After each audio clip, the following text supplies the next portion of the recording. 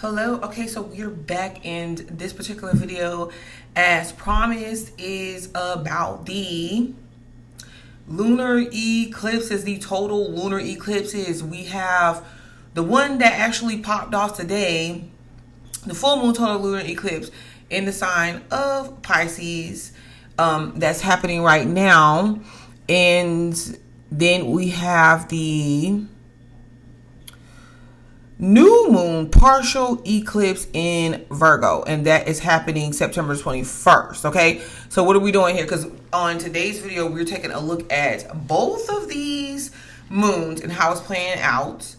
Okay, and then I'm going over a little bit of what you can expect, the intentions, what it is that we're releasing in order to step into something new, and what's this all the energy is centering around. Okay, now I will add the Saturn retrograde into Pisces at the end of this video, and another one of the transits that's happening. It could be the September videos, transits for all signs, or the Venus in Leo transit. Either one I'll add to the end of this video, because you only can add a certain amount. So take a look, check it out. So let's get into this really quick, because although this lunar eclipse is happening now on today, September the 7th, right? And mind you, late last night when I happened to wake up, it was around about 1 o'clock, 2 o'clock in the morning. I just happened, the way that my blinds on my window was positioned, the way I turned over and in from my bed, I just looked up and just saw this full moon that looked like a sultry moon. It looked real watery, you know what I mean? And it was beautiful. And it's so interesting because for such a beautiful moon, full moon, this eclipse to be happening, it is so many devastating, truth awakening, emotional things taking place behind this moon. It's like looking at the moon and then not seeing everything. Seeing what you see, but not seeing everything, but knowing that it's holding so much, or there's so much there to be seen, yet to be seen. And that is what's happening. So what is going on here? All right, we have to see that this full moon is in alignment with Saturn going retrograde in Pisces. This full moon total lunar eclipse is going retrograde in that's happening in Pisces. And we have Uranus went retrograde in the sign of Gemini. That happened on September the 6th. We have Pluto in Aquarius. We have Venus in Leo. Mercury still in Leo. It hasn't crossed over yet into Virgo just yet, I don't believe, but let me take a look and see. Actually, it has. That's what makes it even worse. Actually, it has. I'm going to be doing a video on that too. Mercury is inside the sign of Virgo. I don't know how I didn't see that, but that's what makes this whole realizations that much more significant, because it's opposing the things that we know, right? These realizations, these truths, these awareness, things that's been communicated, our local environments where we usually frequent, our immediate neighborhoods, our immediate knowledge, what it is that we learn, what it is that we've always known, is in direct opposition of what we need to release. So it's hard for us to release these things, right? And our lessons that we learned that's attached to these situations that we need to release. That's where our struggles are building off of. So it's a lot.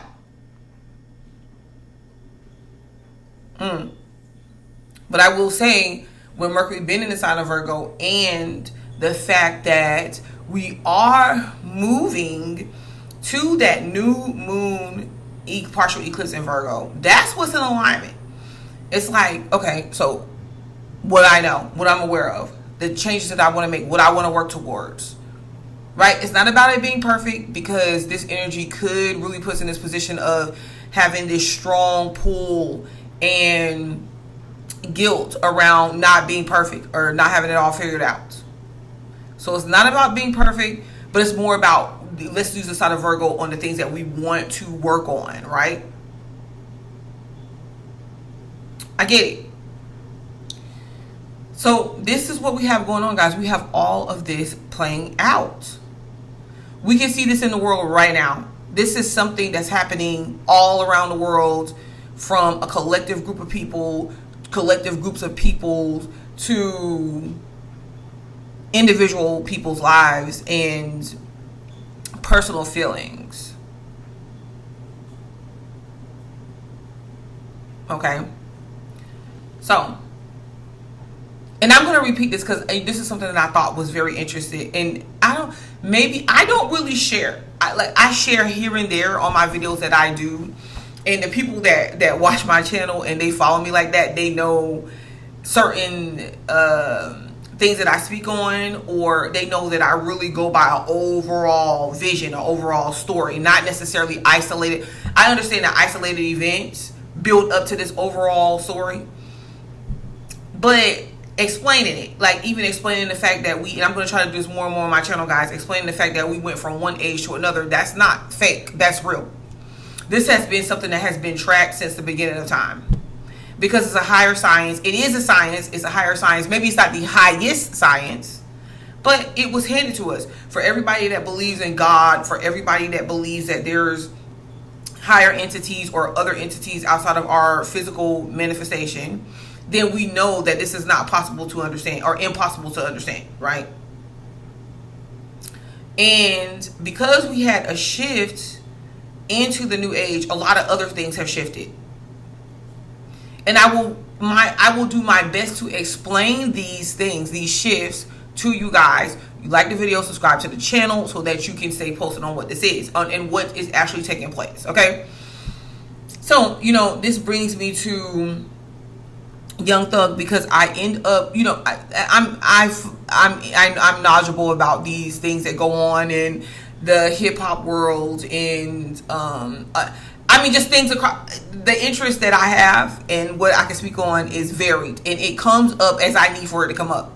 I take in this information and then it comes up as I need it to come up. Let's just put it that way. But which is one thing that I found particularly interesting, that was right in alignment with this full moon, this total lunar eclipse, is Young Thug with the whole snitching situation. And he ended up doing this interview.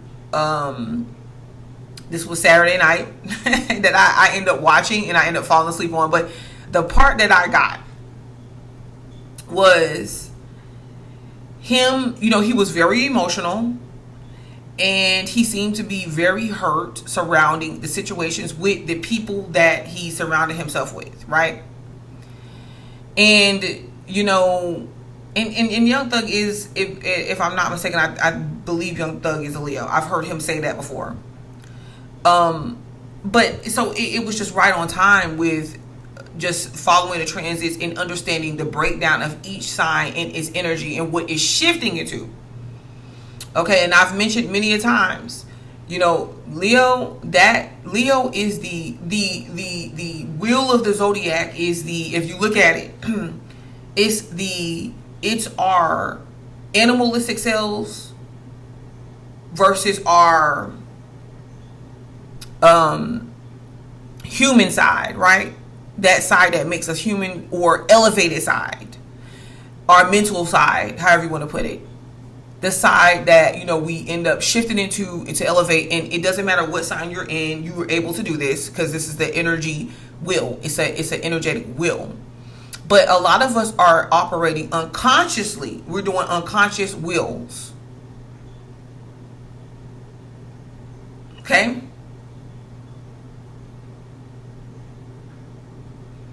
And that's kind of like why Aleister Crowley's message of do as thou wilt doesn't really sit with, it doesn't make up, it's a portion of our spiritual and physical, of our duality. It's not the whole representation. It's the operating off of a lot of the animalistic desires of the human being. It's like, okay, in the psychological world, why am I trying to stop myself from being myself, even if it's an animalistic function of myself?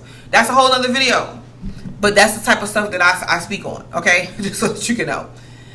And I will be speaking on. Okay, so, But this is the thing. If you look at the wheel and you look at each sign, and each sign is representing something, right? Lion, Leo being the lion, a beast in the jungle. This makes the lions the king of the jungle, not the whole. It's ruled by the sun, but we're gonna get there. Okay, I'm trying to give you guys a breakdown of what I'm getting to, so you can understand where I'm coming from. I got all the time in the world. I don't, if it's something that you're interested in. I'm off the whole thing of trying to get on here, be like everybody else. Give this, if that's what you want to hear, then skip past the intro, and still it's not going to be like everybody else. It's going to be like what I want to say. That's what it's going to be like. So which is ruled by the sun, right? And the sun's whole, it was needed at one point in time, but the sun's whole story in the existence of man is that, okay, well, we need the sun, right? Because we need the sun to exist. We get our information from the sun. The sun brings the light. Okay? It encompasses us into our existence. And I'm not going to sit here and doubt that for 1 minute.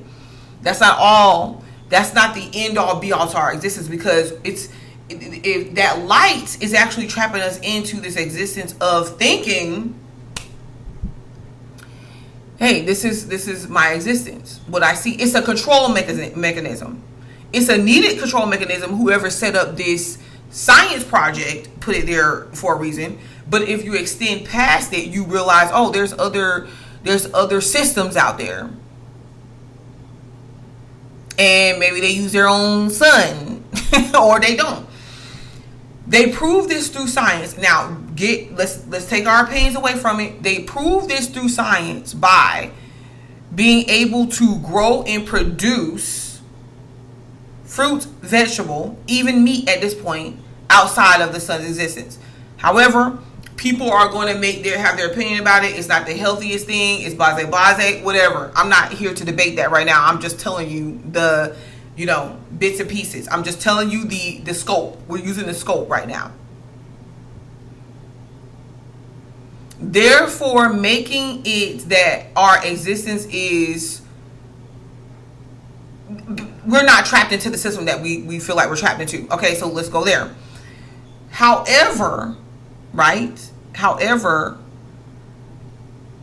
back to the whole thing of the the animalistic part of the lion, or the wheel, the zodiac wheel, the animalistic part of that, our animalistic nature, Leo being the beast, the king of the jungle, the king and queens of the animalistic nature. That does not mean that every Leo operates out of their animalistic nature. That's not what it means. But it's a pretty selfish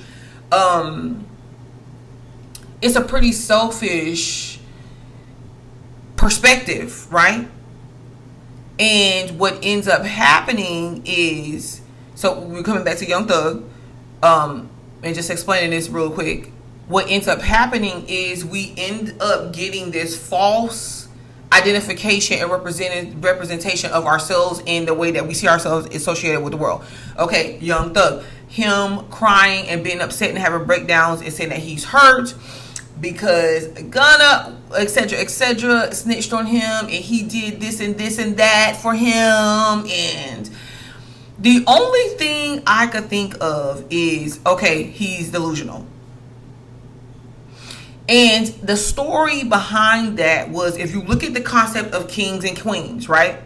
The concept of queens and kings is that there's this castle, there's this bloodline that these kings and queens operate in, and you can only get special entry by way of that bloodline or your association, which you can add to it. The best of the best, right? But if you look at that castle and that kingdom, what makes up the castle?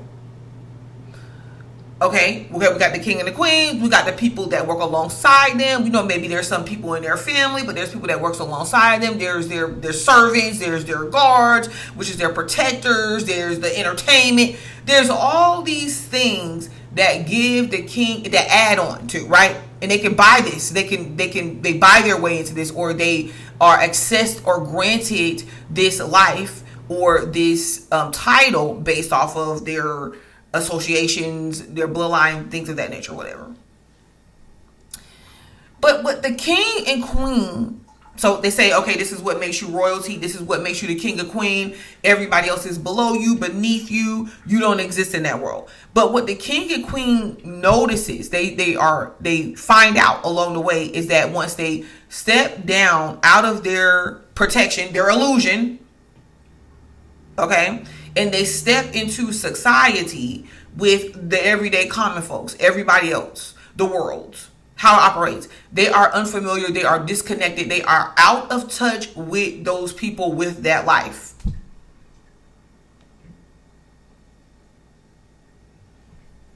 As long as they're in that castle, as long as they're operating in that kingdom that they built for themselves, they could be protected. Everybody around them has to acquiesce to what they want, what they like, who they are, what makes them laugh, what makes them, everything is operating to do that. But what the king and the queen eventually find out, and they come to this understanding of, is that everything that is going on around them, at least most of the things that's going on around them, most of the relationships that they're having with people are fake. It's not real. They really don't know who to trust. They really are not forming true, real connections. Because they have everything that's operating around them is operating to please them.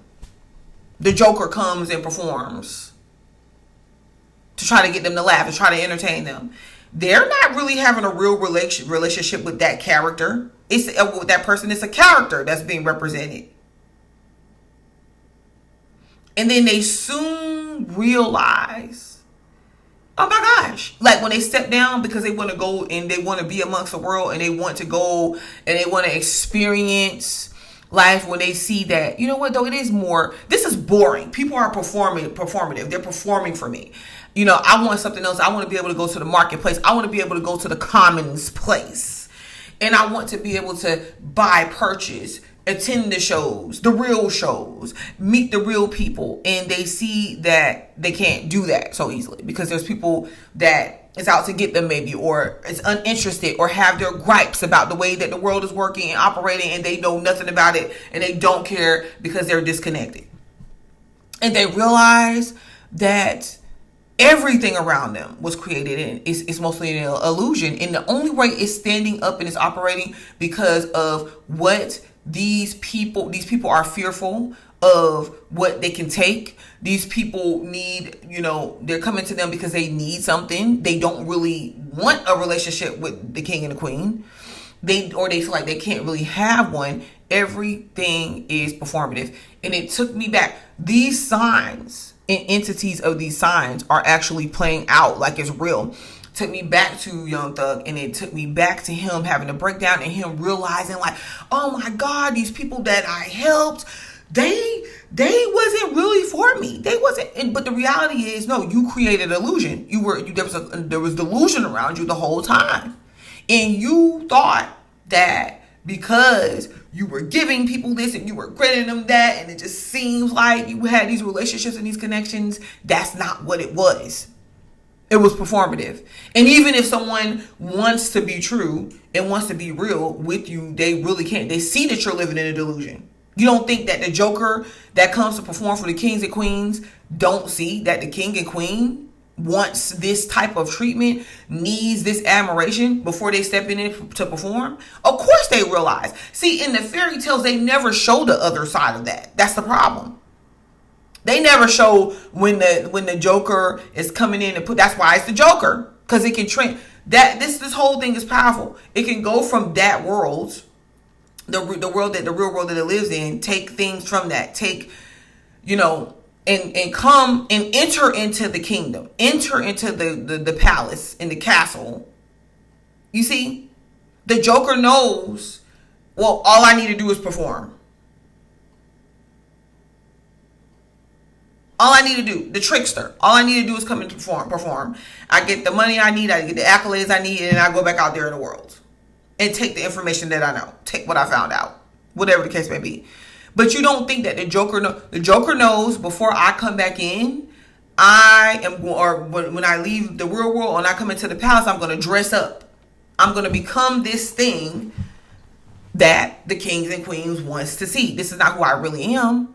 And as a matter of fact, the kings and queens don't even get that this is not who I really am. They're delusional. But when I go back into the real world, I'm going to keep the reality in mind. So the question then comes to the fact that, using this as an example, why would someone, and it's more moving parts of this, but we're keeping this the scope of this, the surface really.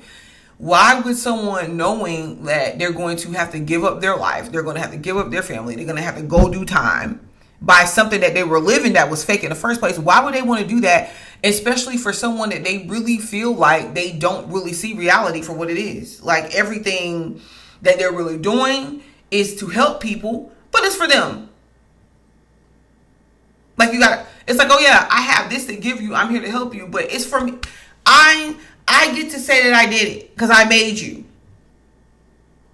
Not looking at it as, well, no, each person that came and they participated in what it was that you were creating also was part of what you were making. They were part of it.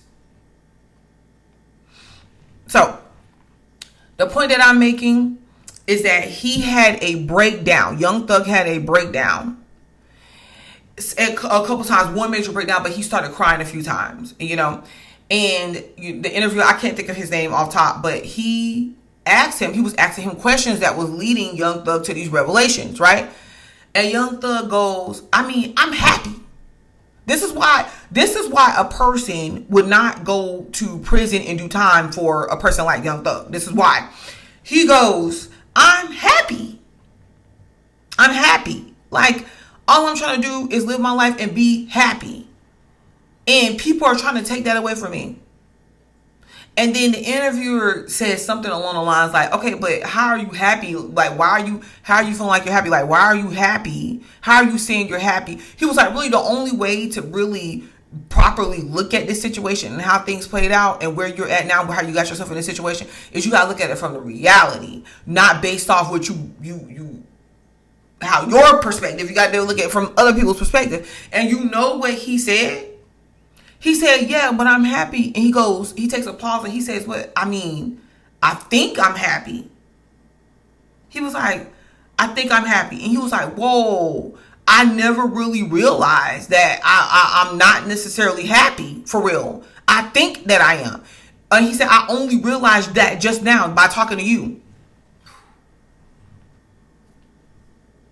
That was right on time for the full moon and just the change of the age and the final showdown.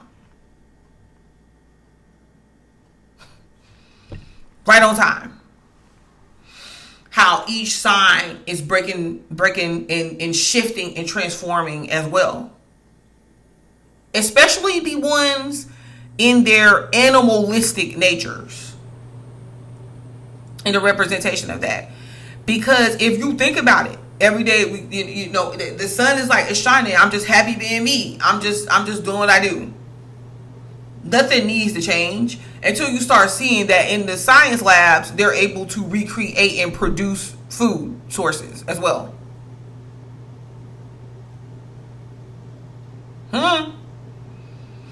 Young Thug saying, I think I'm happy, was a revelation to him, because he's like, dang, I'm not really happy. I didn't even really realize that I wasn't until you made me aware of the fact that I'm not happy. So why would anybody operating or dealing with him go serve time for him? No, if they're right near him and they're right in his vicinity, they're going to see that everything that he's doing, how he's operating, is very delusional and it's not real. And you will only be a fool to play into a false storyline.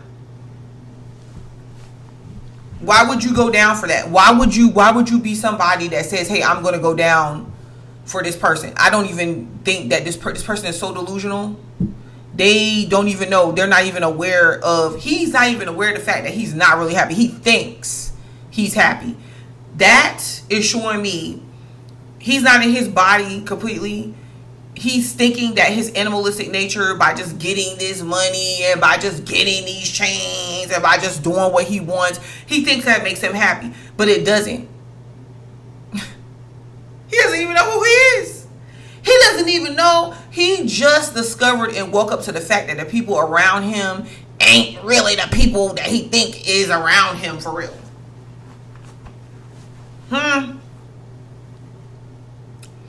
That's a larger aspect of ourselves. The sun is just, imprints, different imprints of ourselves. How many of us on our individual levels, this is something we're finding out? How many of us, Because I'm able to take these isolated events and then add it in, include it into the collective of events just by looking at this whole thing as a freaking stage, a show, a science project.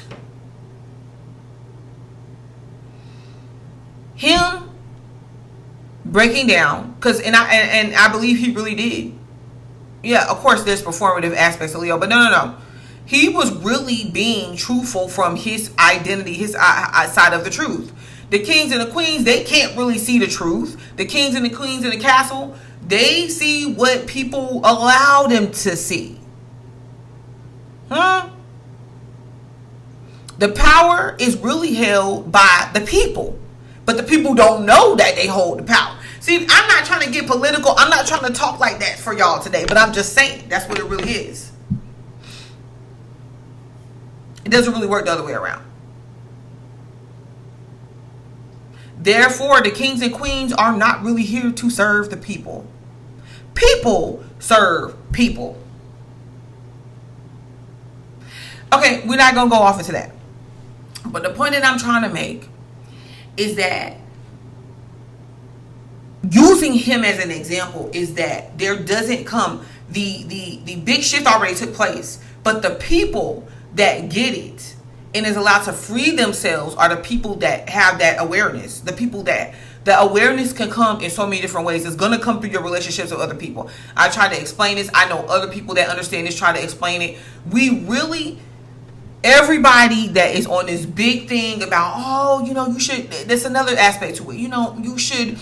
You should strive to be with somebody in a relationship, and you should strive to find love in somebody, and you should strive to be a wife or like all of that. I'm not saying you should not or you cannot have that. That's not what I'm saying. But I'm saying is that really a lot of people that find themselves free out of these situations, right? Whether you understand why or whether you don't, you have possibly had a heightened sense of awareness of yourself and your purpose, or you're ready to explore that. And you can't really explore that if you are bound and attached to somebody else, your identity, what the performative part of that is, that you can't. How do you separate yourself from that? Now, I'm not saying that it's not possible, you can, but how do people give themselves permission to do so in order to really understand, okay, really, I'm attached to this person because I'm trying to see how I work. And, we just add stuff to that. And, we bring in our other soul people and them that we knew in past lives and past lives in order to help us find it out. And I need to understand how to go to the next level. And so people, and when you start to understand that, and then when you start to see people that operate outside that, men and women, especially women, because this is why it's just so high focus and attention given to women that's over a certain age, that's never been married, and then never to have kids too. It's like, oh my God, why would you want to do that? Now you've hit the wall.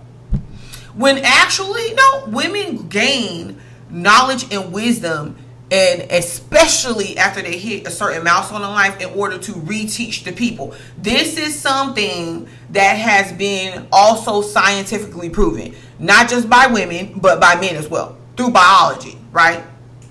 So how are you telling a group of people that your existence here, basically men are limiting women's existence here on earth based off of them, based off of their ability to provide sperm for you and you to procreate after a certain age.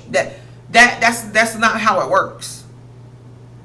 And I'm not on the pick a side for the women and pick a side for the men train. I'm just telling you, like, we have people that don't understand how grown adult women can say, well, I really, based off of who I am and my purpose in life, I really just did not feel that I need to just go find a man and attach myself to them just because I need to. That was not my calling in life. And of course, you're going to get people that get upset and get mad about what I'm saying when the truth just stands for itself. And it's just not my calling in life. Is that something that I'm saying that I'm never going to have? No. But I'm sorry. The typical man, and you think it's all about money, it's not all about money. Because you can go get a man, this high quality, high performing man that is just an egotistical dirtbag that chooses to be that, and then you will still have a dumbed down experience with that man as a woman. Just think about it. Women are not dumb and unintelligent.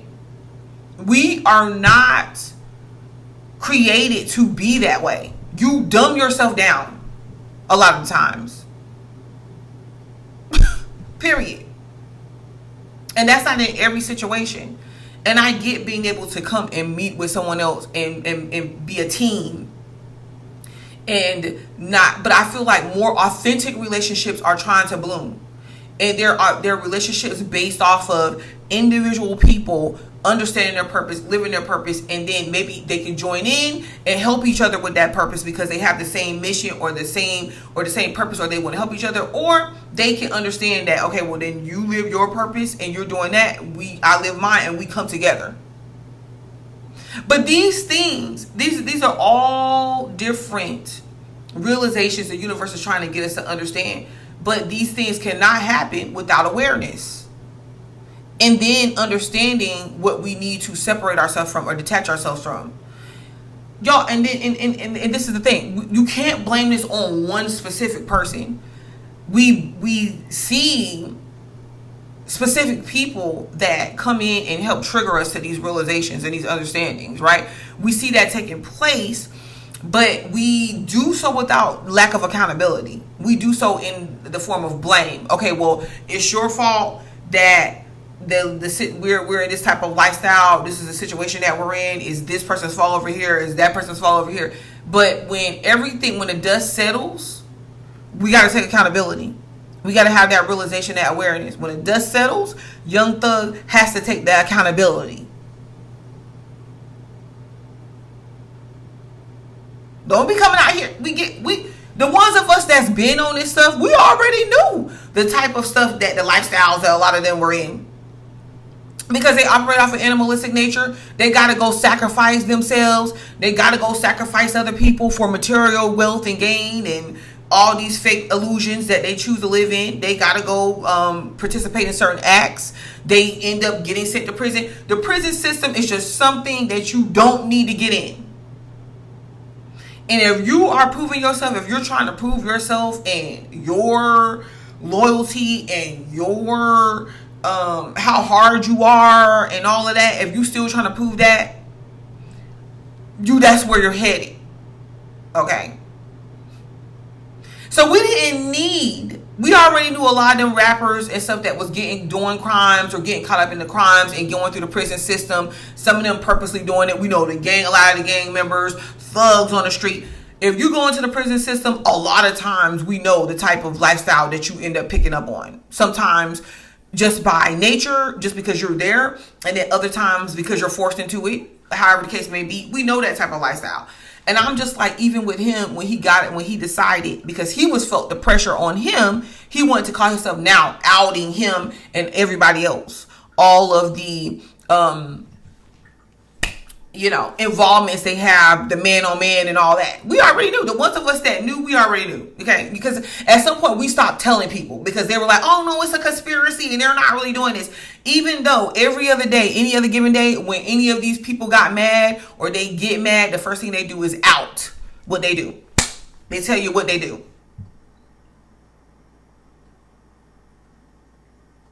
And I'm willing to bet you they tell you what they do. Women, y'all can say all y'all want that men should up lie to you, and when you find out the other side of them and you find out the things that they're doing, you knew nothing about it. Yeah, maybe you didn't know every instance and the frequency about it, but you know about it because he told you in some way, shape, or form. He told you and he showed you in some way, shape, or form.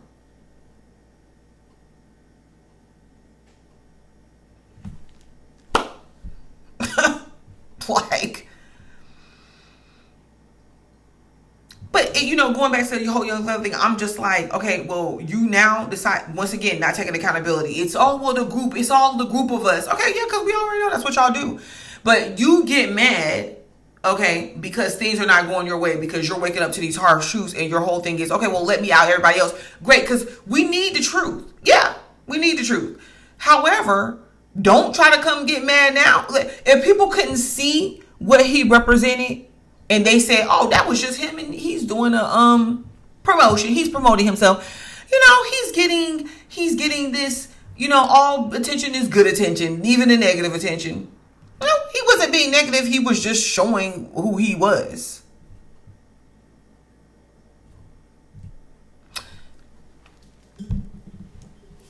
That's where I had to go on this video. That's where I had to go, because this is where I'm led to go. I don't got time to be skipping all around and no. This is where I'm led to go. And what I'm saying for you guys, and the people that look at my intros, they love it. They enjoy looking at my intros, so But what I'm saying for you guys is that this is a culmination of a lot of things coming to a head. Our feelings, our memories, our existence. The seen and the unseen, the known and the unknown is really all known. We just choose to eliminate, block, deny access to those parts of ourselves. That's where we get that split of duality. That's where we get the conscious and the unconscious. We make parts of ourselves the unconscious because we choose to not claim that existence. Because why? We want to operate in our lower level, basic level of survival. And where we're at now, we're going in a world we cannot thrive off of basic level survival, because we see that our earth, we see that where we find ourselves at, even spiritually, even mentally, even emotionally, does not sustain that level of living. It does not. It's like a tape for anybody that's been around for cassettes, video tape. That thing will run until it gets to the end of it, and then it can't run anymore. You got to hit rewind, or you got to put in another cassette.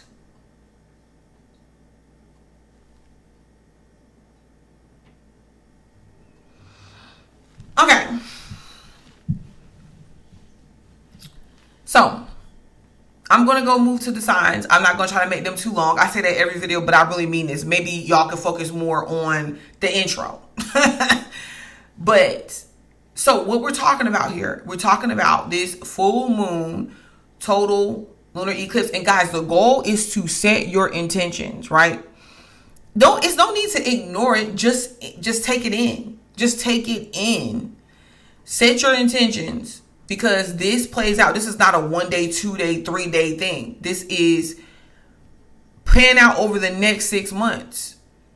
That means these same issues. This is the thing. People feel like once they say, well, yes, how you need to say it is to bring it to an intention and to bring it to your consciousness, right? But people feel like once they say, oh, well, I'm not going to do this anymore. It could be that simple and that easy for some people. Yeah, it could be. But however, they think that once they make the choice to do that it's never going to be an issue again. It's never going to be an issue. Those issues or the situations are never going to show up again. And that's simply not true. That's untrue. And because they feel that once they hold themselves accountable, once they acknowledge certain things, and it's never going to go away, or it's not going to completely go away and be gone, fear comes up. Because it's like, but what if it comes up again? And what if I'm weak? Okay, Well, it may come up again, but you could decide to not be weak. Or it could come up again and maybe you're weak in that instance. But it doesn't stop what you put in motion. The only thing that's going to stop that is you. It's a time thing.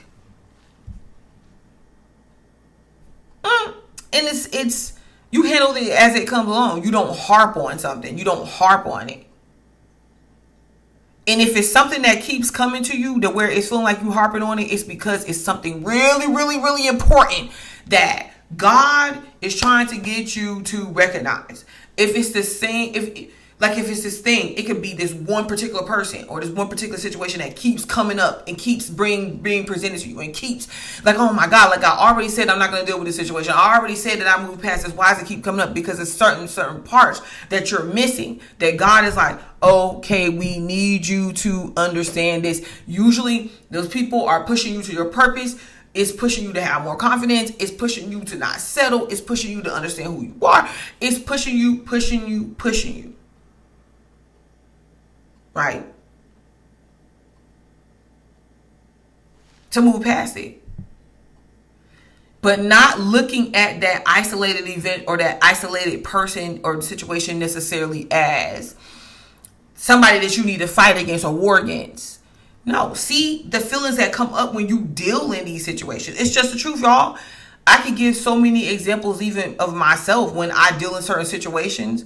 And then when I'm like, man, this person, yeah, you're going to come across idiots, of course, that you just should not even be around. But, still, the case may be, whatever the case may be, when something is just like they're in your face. You're thinking about it over and over again. It's like, oh my God, I cannot believe this happened. Whatever the case may be. I know when, for me, I started questioning, okay, what is actually happening when these situations are happening? What am I experiencing? Like, what are my emotions? What are my thought processes? How am I seeing myself? How am I feeling? Who are they to me for real? And I start breaking this down and I'm just like, oh my God, like in this instance, I cannot accept the fact that it's feeling like I'm being rejected. Why? Because I was rejected for these certain things or certain things associated to this same type of situation years ago when I was younger. And it defeated me then because it stopped me from doing what the heck I wanted to do. But is it real? Was the rejection, or is the situation really trying to reject me? Or is it I'm trying to attach myself or stick inside of a situation that's not for me? And the relationship is showing me that, or making me feel as just a mirror that I'm being rejected. And the more that I will confront these relationships or my part in it, the higher I would grow, the more I would go, the more knowledge I would gain, the more I will expand, the better I would get at my own craft and the things that I know and the things that I need to do, the more that I would gain my power, because I would be like, okay, really, I don't really need these fools. They have nothing to do with who I am, my existence, my power, my effort, my life, my essence, none of that. They can't take that from me and they can't give it to me. But a lot of y'all are leaning in situations that you can't really get what you need to get out of it. And you think that you have this fear that these things, these people, these sources is taking from you and then they're giving to you. No, you're allowing yourself to be stuck there. It's your thought process. Age of Aquarius is showing us that. Our feelings and emotions attaches us to these situations and these experiences. Even the thoughts. Why can't you understand that you can have thoughts, but you don't have to be attached to them? You have to act on them. You don't have to be overpowered by them. And you can have thoughts. You can have feelings, but you can have thoughts that helps you navigate through those feelings. It's like trying to get in the ocean without a ship and saying, oh my gosh, I'm drowning. It's like, well, why did you go get in the ocean that far out without a ship? The ship is helping you navigate it. But y'all want to go get out in the ocean and leave y'all ship over there at the harbor, baby. And it don't work like that.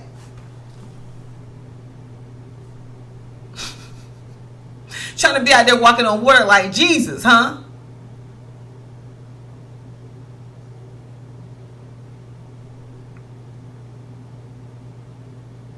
And maybe Jesus won't really walking on water. Because who allowed Jesus to walk on the water anyways? God? That unseen state of being? Jesus could have mentally walked on water. See? That mentally, he did it in his mind. Just telling you. But y'all want to keep going out there and you want to keep navigating these sharp, this ocean water, the seas, baby, without your ship.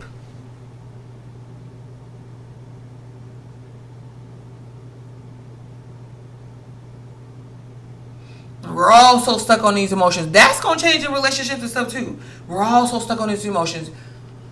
That's why you see like a lot in the dating world changing and all that. Because it's like, okay, so once the fantasy, once the illusion is gone, what do we got? Now it's the man's fault. It's the woman's fault.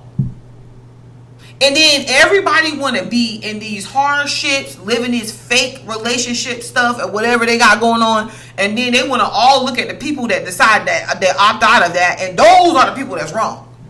Because you don't understand, well, how are they not being stuck here? Why are they not wanting to be stuck here like me?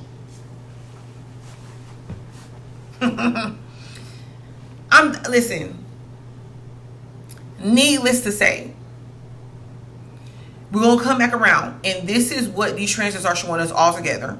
I come and I point them out individually. So you get to see, I'm showing you how the signs are changing. Okay? I'm showing you how. It's a psychological thing because we're operating in a scientific system. It's very real. Your emotions and illusions make them fake.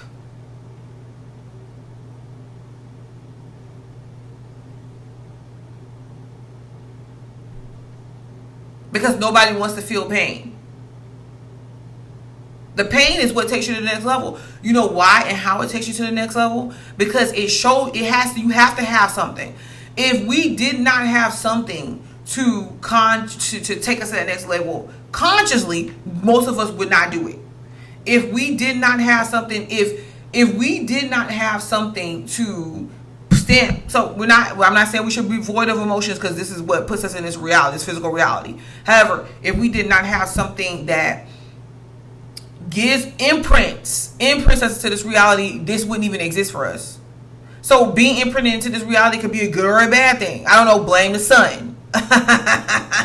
I'm just saying that goes along with the story I just told. But the point of the matter is, we don't exist without our memory. Something that triggers that. Something that affects that. Something that comes to our consciousness and makes it manifest. We don't have an existence. We do, but we wouldn't remember anything. And some of y'all are operating like y'all don't have a memory. And see, I didn't understand this until I really saw people acting like this. I see people on a daily basis acting like this. Like, you'll see them and they'll click like something. They'll act like they don't know. Well, yeah, this situation happened, but I'm going to act like it didn't happen. And because I act like it didn't happen, you should act like it didn't happen too.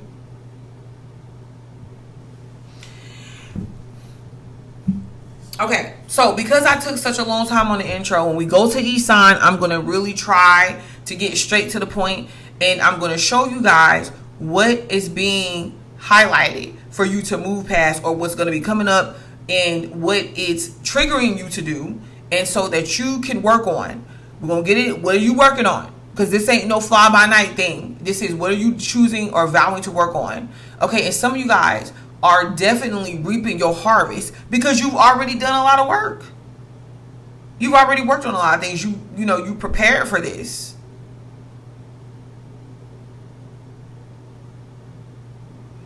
And just how everybody's saying Kendrick is so prophetic.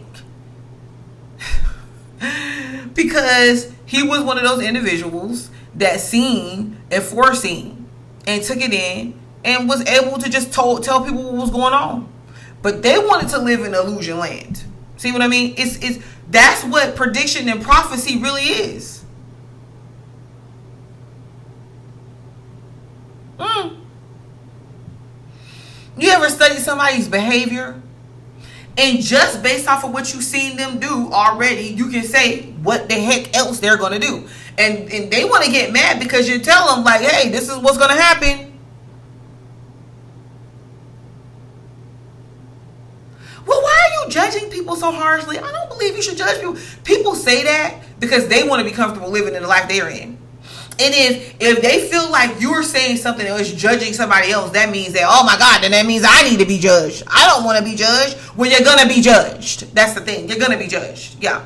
It's a such thing. If it was not a such thing as being judged, we would not even have that system in place. As a matter of fact, judgment is the highest place, is one of the highest places on the human plane, or the higher order plane. It's higher than the animalistic plane. Judgment. You know why?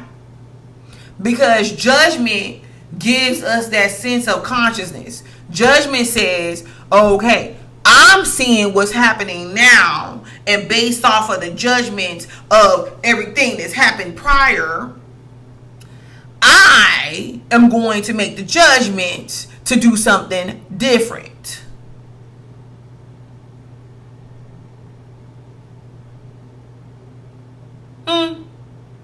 That's why people say that. Don't judge him.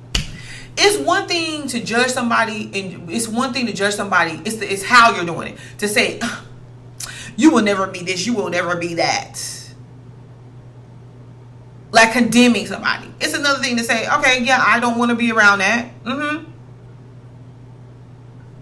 don't want to be around that. Because why? That's not what I stand for. That's not what I want to do. That's not what I want to be about. You're being judgmental. You're judging people. Yeah, that's because you want to be connected to whatever that is they got going on. I don't want to be connected to it. I don't have to be connected to it. Anyways, so where are you disconnecting at today? Okay, I'm making this like a little sermon. No, but that's what these moon cycles are showing us, guys. Get real, or just understand. Don't even get real. Feel, because that's where the real part is coming from, where you need to get what things are calling you at, where you need to get clear on. And then what are you going to choose to work towards? That's really what this is all about.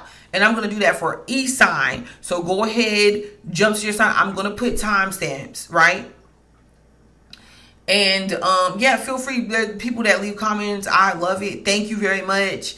And you let us know what you're experiencing. You let me know like what's going on for you, and then you help other people so that we all can know, because this is not necessarily about saying that one person's experience is better than the next person's experience. It's just about saying that really we had a shift in time. We had a shift, and that's what we own right now. That's like the people, every generation that comes out, and like the older people talking about something. I remember when we didn't used to do, they get worse and worse every generation. But they was out there making out in the teenagers at the drive-through, at the drive-in. I'm just telling you. And the new generation is like, look, old heads, get on what we own. Because you can't reach them. You can't reach them because there's a disconnect.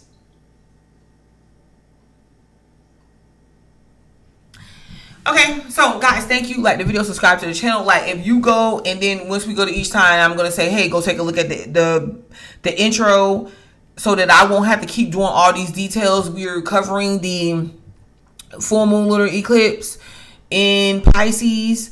And we are covering, that's happening on September the 7th, starting for September the 7th, playing out for the next 6 months, at least 4 to 6 months, right? And then we have the new moon partial lunar eclipse that's happening in the sign of Virgo, September the 21st, okay? So these full moons, even though it's set to take place, you may not really come up with what you're working on in a very clear way, or you could, don't get me wrong, until that new moon, or you won't be ready to really implement it fully or completely give yourself the time until that new moon cycle come in Virgo. Okay, it's, you know, you can really see yourself flourish in that moment. And yeah, and this is for basically, I definitely focus on sun and rising. Everybody do their own little thing, but my thing is, you know, I try to not get myself confused. When I start looking at all these different placements, it's confusing to me. Sometimes I just hear what it is, the message that needs to be for me, and sometimes that's just my sun. And then if I want clarity, I look at my rising. I know a lot of people that do it opposite. They look at their rising. If they want clarity, they look at their sun. I just happen to know that the sun is the path that we're on. The rising is just how we could see ourselves or see the world. And they both can influence us. Okay. So really keep that in mind. And yes, you can go to the moon, you know, if you are just like, okay, well, let me see what these transits is trying to get me to consciously become aware of even more.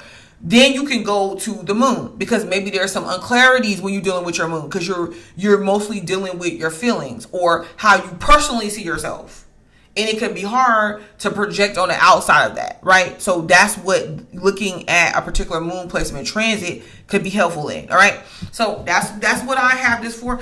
I have people comment saying they look at other parts of their chart. That's fine with me, okay?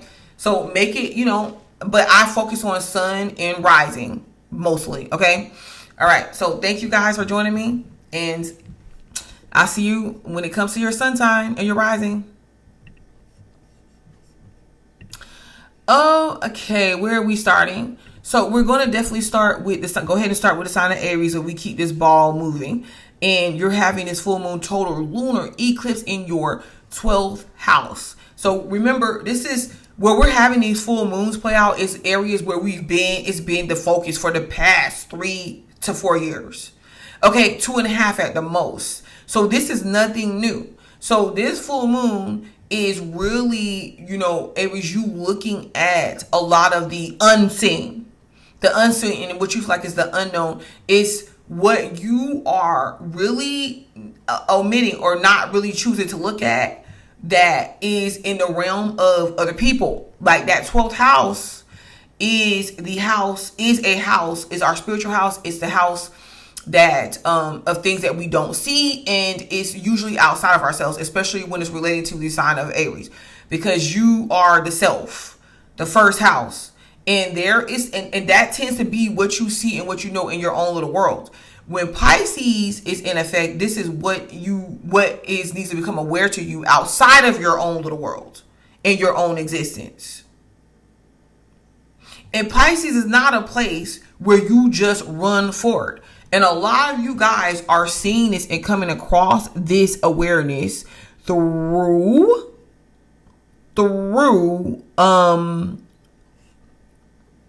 like your immediate environment, where that's like through your neighbors, your local, the places you locally frequent, your things that you know, and how it's possibly limiting you right now.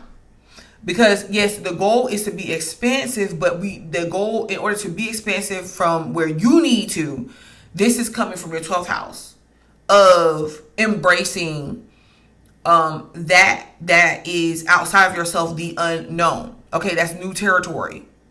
And it's definitely an emotional thing, because there's emotional triggers here. Okay, so people can definitely trigger you. But what is it that you need to, let's look at where that full moon is taking place. And this could be, people that's associated to you, like finding out information that you did not know about that actually can help you in a way. And some of you guys, this is information that you're looking up. Some of you guys, it's going to come by way of other people or somebody else. It could be with somebody else's health, like a parent, elderly parent, or a parent that's not there. Okay. And see, this is where you have to even understand that maybe certain experiences that you had, or that you really tried to push away or not look at, because your whole thing is, okay, well, let me move forward.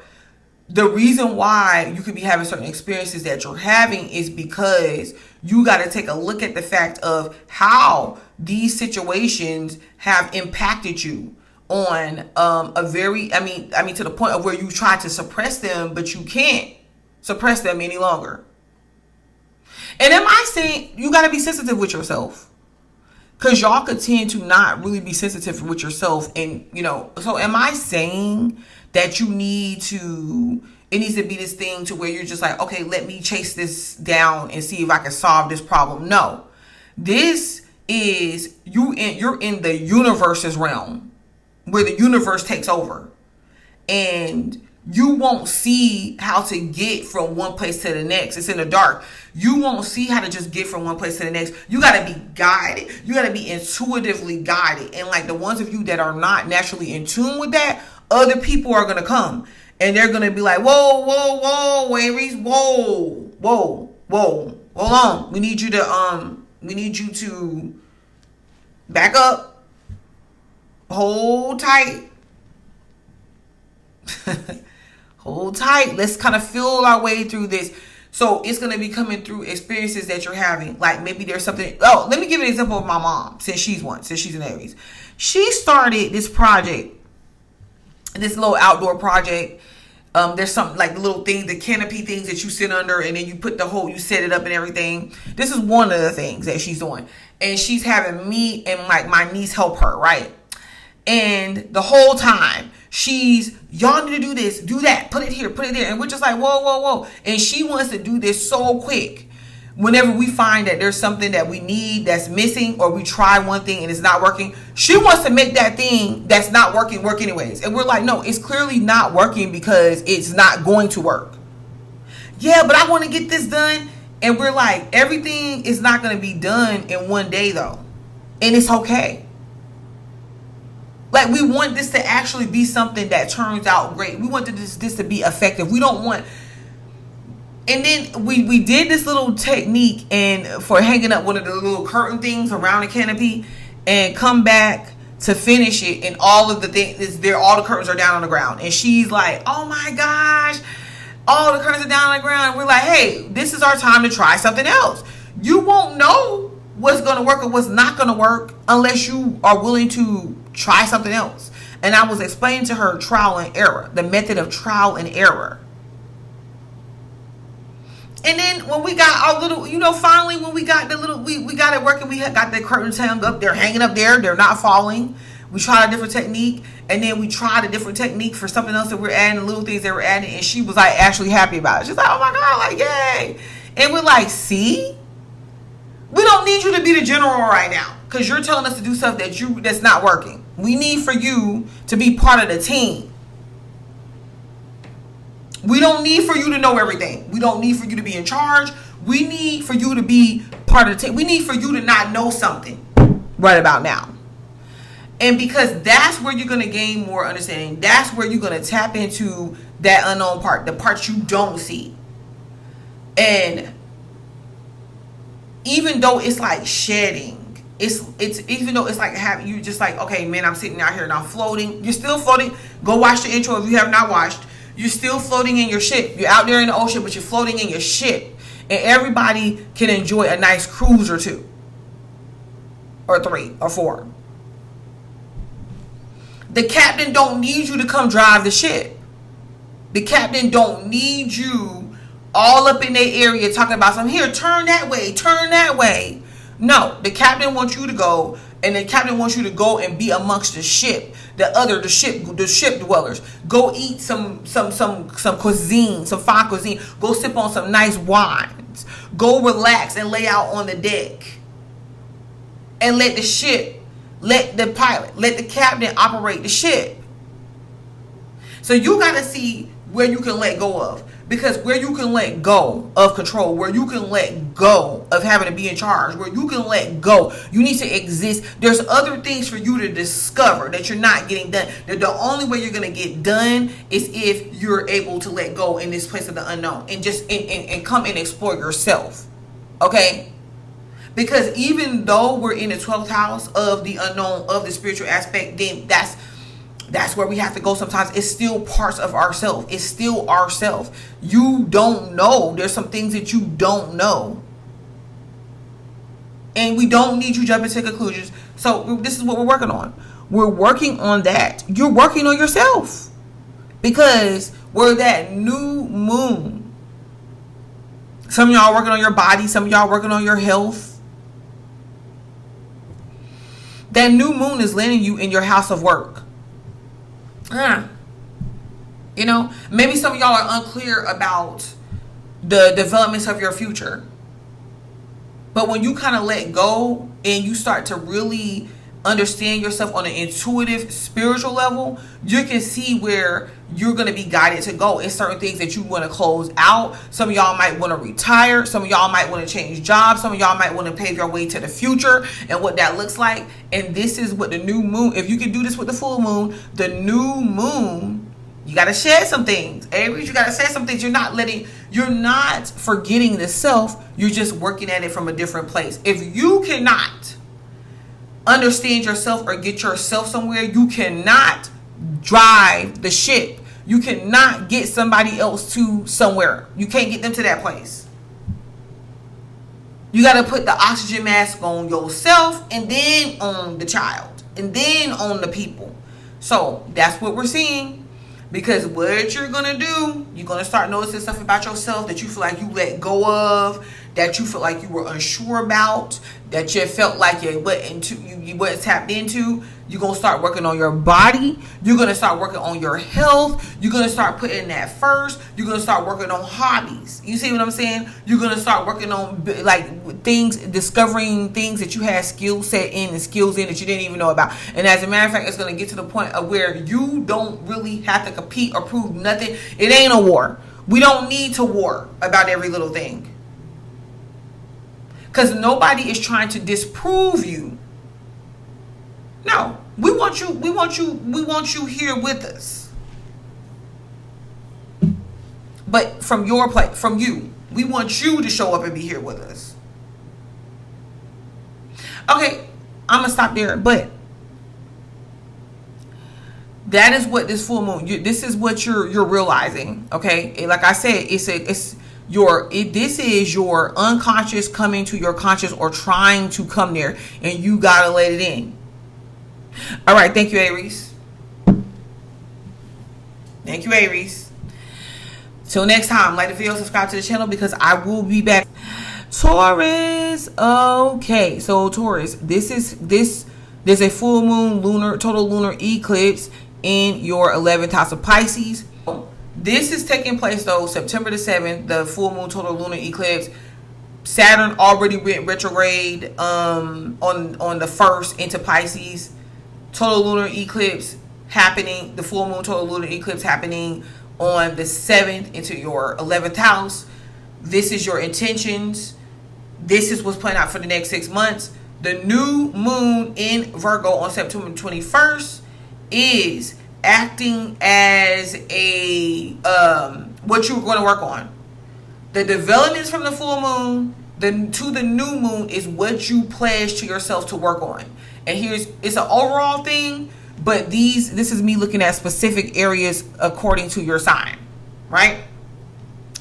So for you, it's in your 11th house. Okay? And this is what you don't clearly see. You don't really clearly see exactly what it is that you want. Okay? I kind of feel like at once upon a time, that became something, that became an area of your focus because you had a Saturn transit there. And then, we had Uranus transiting your sign. So it was a little bit of a navigation process that you had to do because Uranus was transiting your sign. However, you had Saturn sitting inside of your 11th house of Uranus, trying to help you make these changes and trying to help you make these transitions, but it was hard for you to do because you were trying to go by what you knew already, tried and true, what you knew, what works. But then until you see that what works doesn't really work on the grander scale of things to get to the next heights and reach the next level that you want.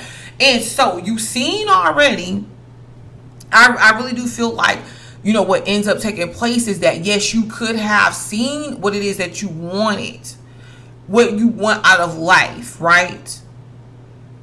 And guys, this is by way of you connecting to other people. However, it's hard to connect to other people. You don't want to connect to other people and then lose yourself in the process. You know, you want to be able to connect to other people and like make this a humanitarian thing, a group effort, us working together to solve a higher goal or something else on a grander scale, you know. And this is from a high level to a lower level. This could be a company, organization, all the way to like a family dynamic. It doesn't really matter. You know, but it was kind of hard to navigate because it was like, okay, well, I have all these other unpredictable situations going on. I'm trying to maintain a certain level of stability, but my world and my life keeps getting shaken up. So I feel like for you, yes, you've seen possibly some things that you wanted in life, what you wanted out of life, what you were trying to gain, something that you hope for, something that you wish for. You've seen that, but at the same time, you were being called to let go of certain things in order to get there. For y'all, it could be belief systems. It could be your associations. Our associations can help us or limit us in so many ways. And this is not about blaming them. This is not about saying, looking around to your friends or associations and saying, okay, well, y'all are not good enough, or blaming them per se for, you know, you being in the place that you're at or making certain decisions that you made. This is about saying that, okay, I see where I've outgrown these places and these situations, and even I'm playing low level. I'm playing lower than what I'm capable of. And I see that I want to be in charge. I want to have what I want and need out of life, but it doesn't have to look this way that I thought, or it may not look in the way that I thought, right? So that's something that you've already seen, but now, you know, this full moon is here, is helping you to say, okay, so how do I establish this? And this is what you're working on. And so you could meet some new people, or people that you meet or you're coming across is helping you to kind of see yourself differently. And you're doing this by way of your these relationships, these interactions, where you feel like you're limited at, because you're looking and you're saying, okay, so I don't really like what I'm getting out of these situations and these experiences. It may look a certain way, but it's not really fulfilling me. You can go and you can have the best wedding or best party, or get the best car, or get multiple cars and multiple properties, right? But you could be suffering inside your relationship. Like when you look in the partner, it's like, dang, this ain't the type of partner I want. Or your partner could be reflecting to you that like they don't want that type of lifestyle necessarily. They want something that's rich. They want an actual relationship. It's like, if none of that's holding up, if you got all that, but your relationship really ain't hitting on nothing, then what's the true value for real? You see what I'm saying? Where does the true value? How do you access what you are really worth when all of this is said and done? And this is not by telling you can't have the nice things, because that goes along with what it is that you wish you want and you desire. But some of it could be like, okay, so how do I get there? And then, so how do I use what I have and just be real with that and build off of that, or make the changes from the place that I'm at and be okay with that? That's really what this full moon, the total lunar eclipse, is showing you. It's like you have to, the way that you're looking at things, the way that you're looking at the world, the way that you're viewing it. I don't know. You look at, some of y'all are looking at other people's lives or something, and you're like, you're measuring up against yours, and you want to. Some of y'all are living out the desires of your parents. You want to be successful according to how your parents is going to say, okay, yeah, now I see you as successful. No, that's not going to happen, because especially if you're dealing with parents that can't really even do that for themselves.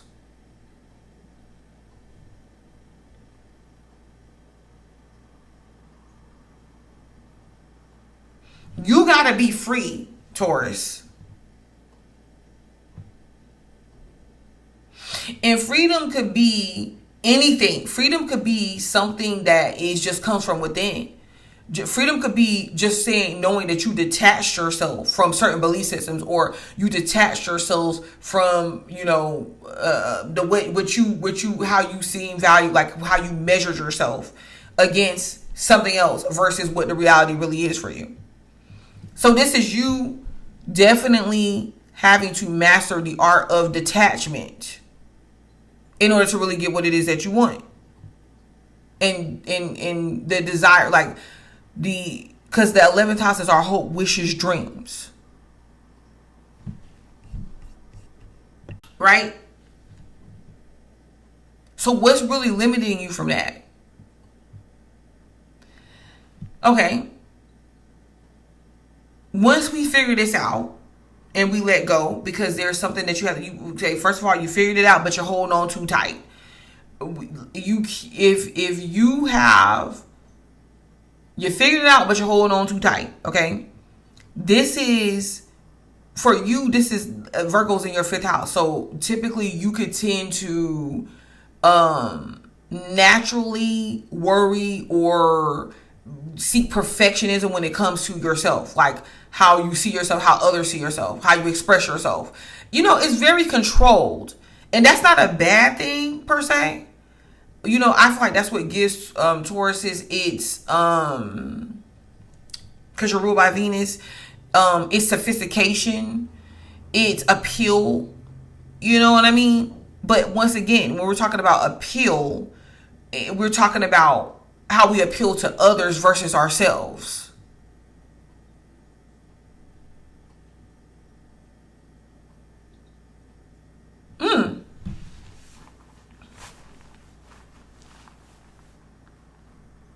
Because what you're working on is yourself.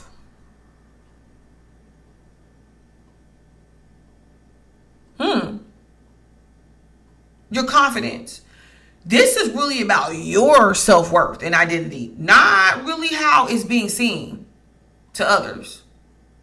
There's a disconnect there. And since this is one of my favorite shows, I'm going to go out on a limb and talk about Teresa Giudice. for you guys that you watch Housewives of New Jersey, and we've seen this over the years with her. And she's a Taurus, okay?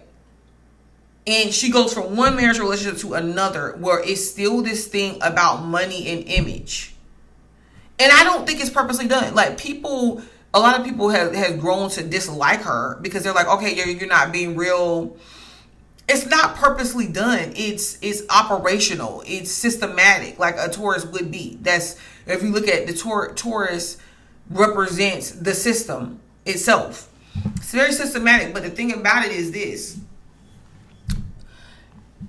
Regardless of what information comes up about her husband in that situation, it's pretty much like, okay, yeah, go do. Well, we got money, and I'm choosing to be happy, and I'm living life, and this is what it is, and it continues to be that way to her until just something it's like right there at her front door, to where it's like, okay, there's these crimes, of these financial crimes and scams and whatever going on. And then all the way until she takes the brunt and the blame. You know, she did time.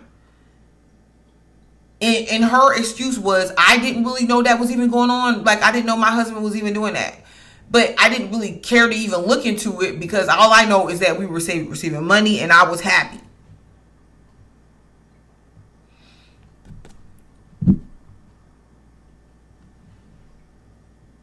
So we're breaking up the system here.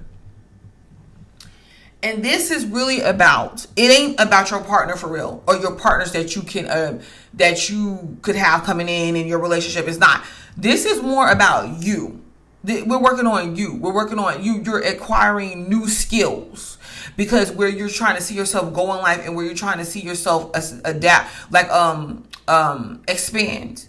It is happening in the 5th house of self. Right? So you could develop new, you got to focus, detach from these old associations. You've outgrown them. What it was that you thought that you wanted and what it looks like, you've outgrown that. It's an emotional thing because you held on to these identifications for so long. Okay? No, this is not systematic right now. Okay? So, and one thing that taught you that was Uranus transiting your sign. However, coming to what you're working on, new skill sets. You might have to expand in that area. you know, expressing yourself differently. It could still be through your image, but like real confident, you know, like bettering yourself, going after these, acquiring, going after these skills, working on something that is uniquely from you.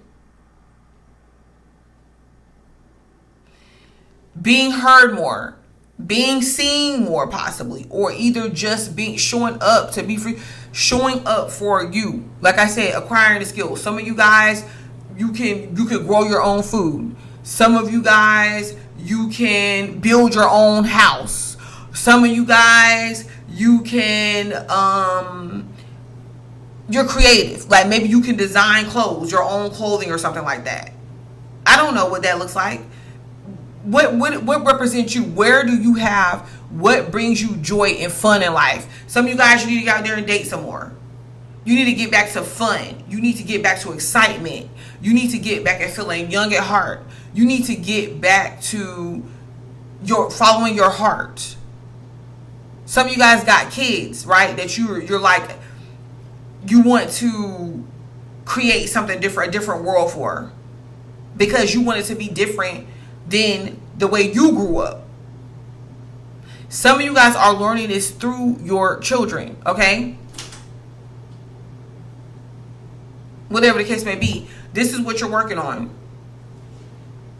And this is where the new moon in Virgo that. So what you're doing is you're letting the full moon in Pisces in your 11th house show you where you need to detach from. You can let go of these associations with people, these belief systems. You can let go of these outside, relying on these outside people, aspects, groups to make you who you are, to go to for refuge or validation. And this is about getting real with yourself and becoming authentic to what that is. And that's what you're working on with the new moon in Virgo. Okay, so if you need to, go watch the intro, because I did like a lot of explaining in detail, okay, about how we made this shift from one age to the next.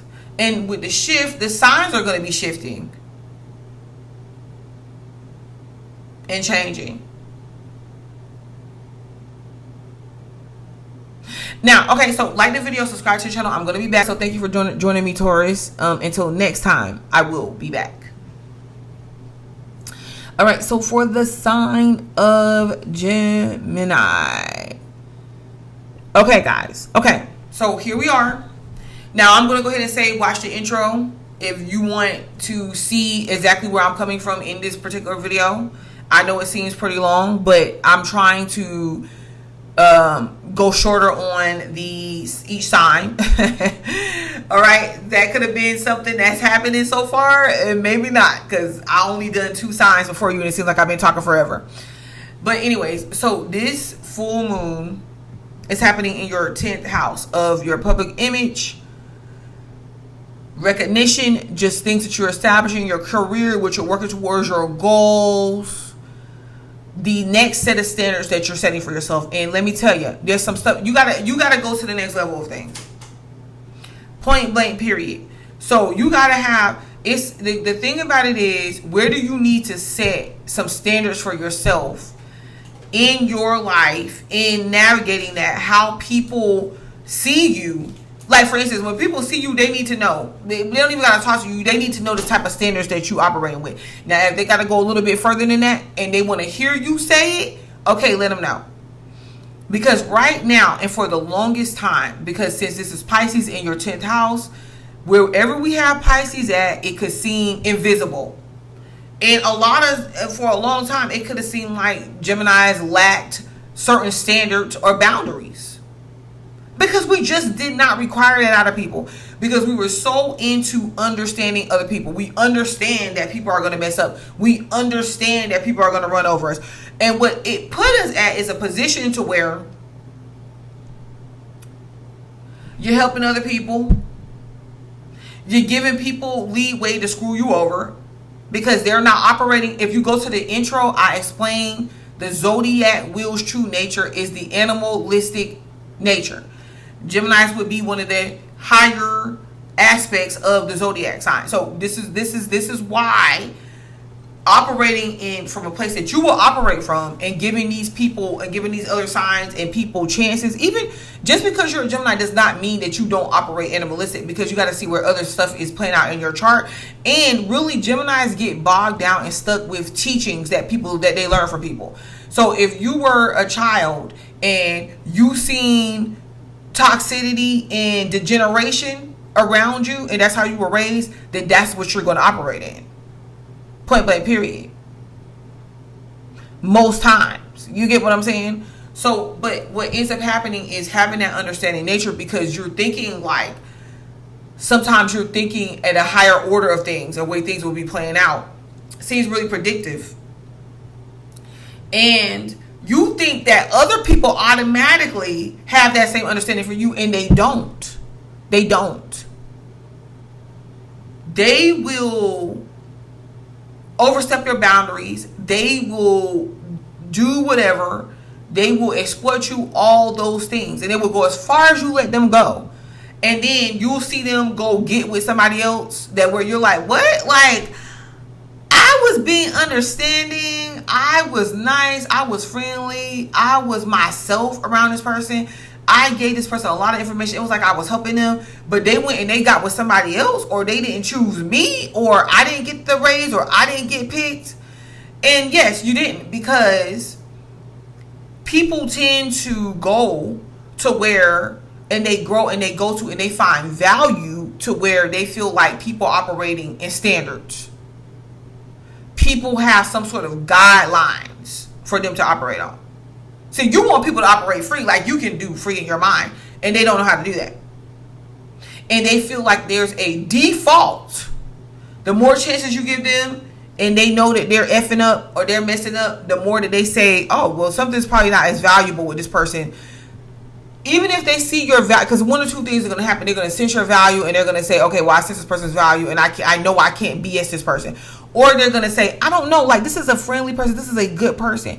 I like this person, but I don't know. Like, it just kind of seems like this person is there for me too much. They're too understanding. You know, what is this person about for real? Don't worry, because this is where you heed the call.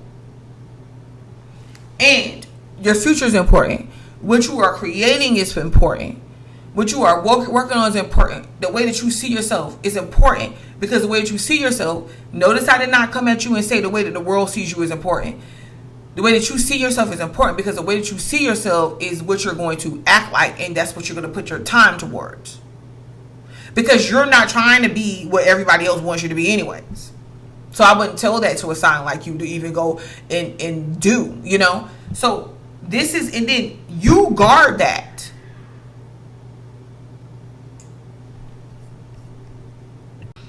You're building that up, and you're guarding that. You're protecting that.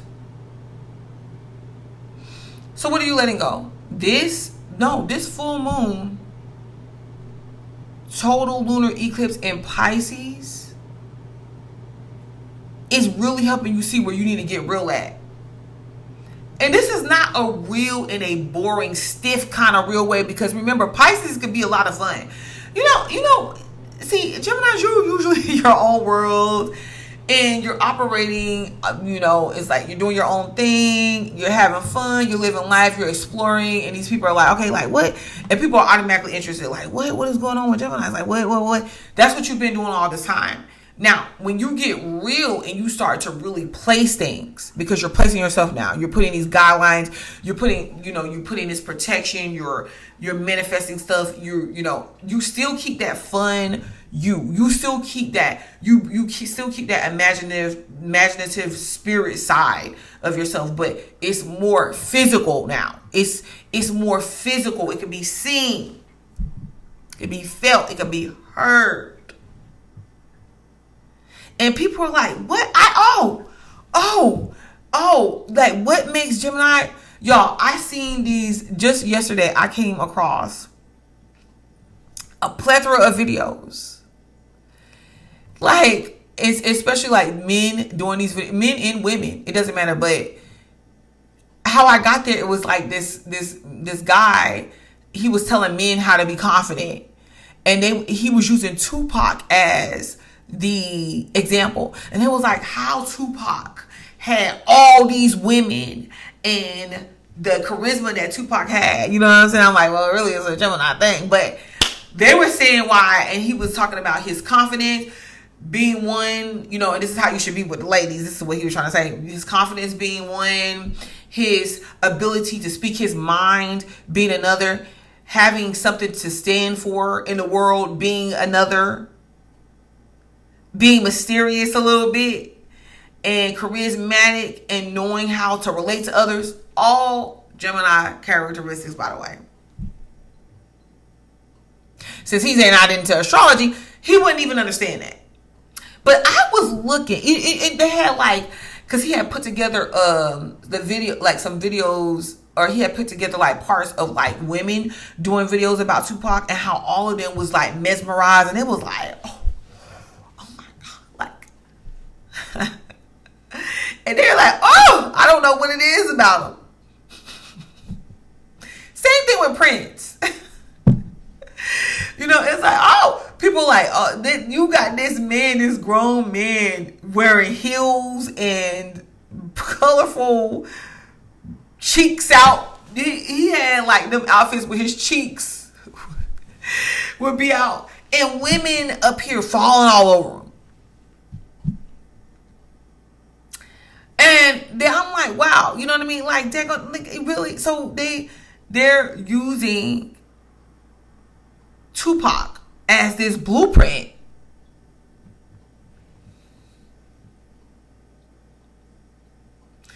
And like going back and looking at videos and what they were showing, I was like, what? Like, he is, for some reason, I was like, he was a very attractive man. Like, he was funny and himself and just attractive. His smile had enough power to just like stop wars for real. But it was authentic. It won't fake. It was authentic. It was something that you can't just go pick up and do. It came from the inside. And that is Pisces naturally being in the 10th house of Gemini, if you really think about it. Tapping into, you take the spiritual realm, you take all of that exists, the unknown, the seen and the unseen, and you bring it to the house of Saturn, the house of Capricorn, the known, the seen, the physical, the grandest manifestation that makes up our physical form and cements it into earth. Those two worlds meet. Okay, here we are. So what does that mean? That's why Tupac did that song, All Eyes on Me. That is literally what you got going on here. You got people, like what? What is this magical? It's like you know, people are looking at you, but they're seeing something else. They're seeing, I think for the first time in a long time, people are seeing you. Usually they see a reflection of themselves, the parts that they don't like, because you actively present that to people. But no, this time is different. You're not really interested in reflecting back. Now, you can, if you want to do it, you still can, because you know you got that in your back pocket, and you just pull it out and you be like, okay, you want to see the mirror, babe? Boom, there you go. This is you. But now you're not really interested in that. You're not doing it as much. It's not really readily available. Now you're really focused on you, what that looks like, committing to yourself, you know, really existing in that realm of the unknown and making it seen. You already know, you already are familiar with the unknown, and you're making it seen, and you're just into that, and you're just living your life, and you're not really caring what nobody else is doing. So much so now, this is for the first time in years, in hundreds and probably thousands of years, since the age of Pisces, more than likely, people are seeing you, are seeing you. Everything you've been doing, in your skill set, in your knowledge, in your spirit, it's the spirit of yourself, and that may manifest. Like, people are really seeing you. They couldn't quite see you before, and even when they thought they were seeing you, now, since the veil is being snatched away from people like a thief in the night, there ain't nowhere to hide. That jumped off with COVID, when there won't nowhere to run in the world, because every place there was COVID bans, and whether it was manufactured or not. Now they can't hide, and now it's that veil is being snatched off, and people are now properly seeing things. It's like people waking up out of this daze or this wild dream, and really now starting to be like they was on some type of drunk binge or something, or drug binge, and then they're getting up and they're like, oh, the next morning or the next 2 mornings. It's like Diddy getting up out of one of his freak offs and like, oh, what was I doing? You're like, oh, okay.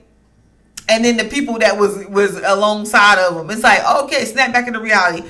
They out of the freak off. The freak off is over, and now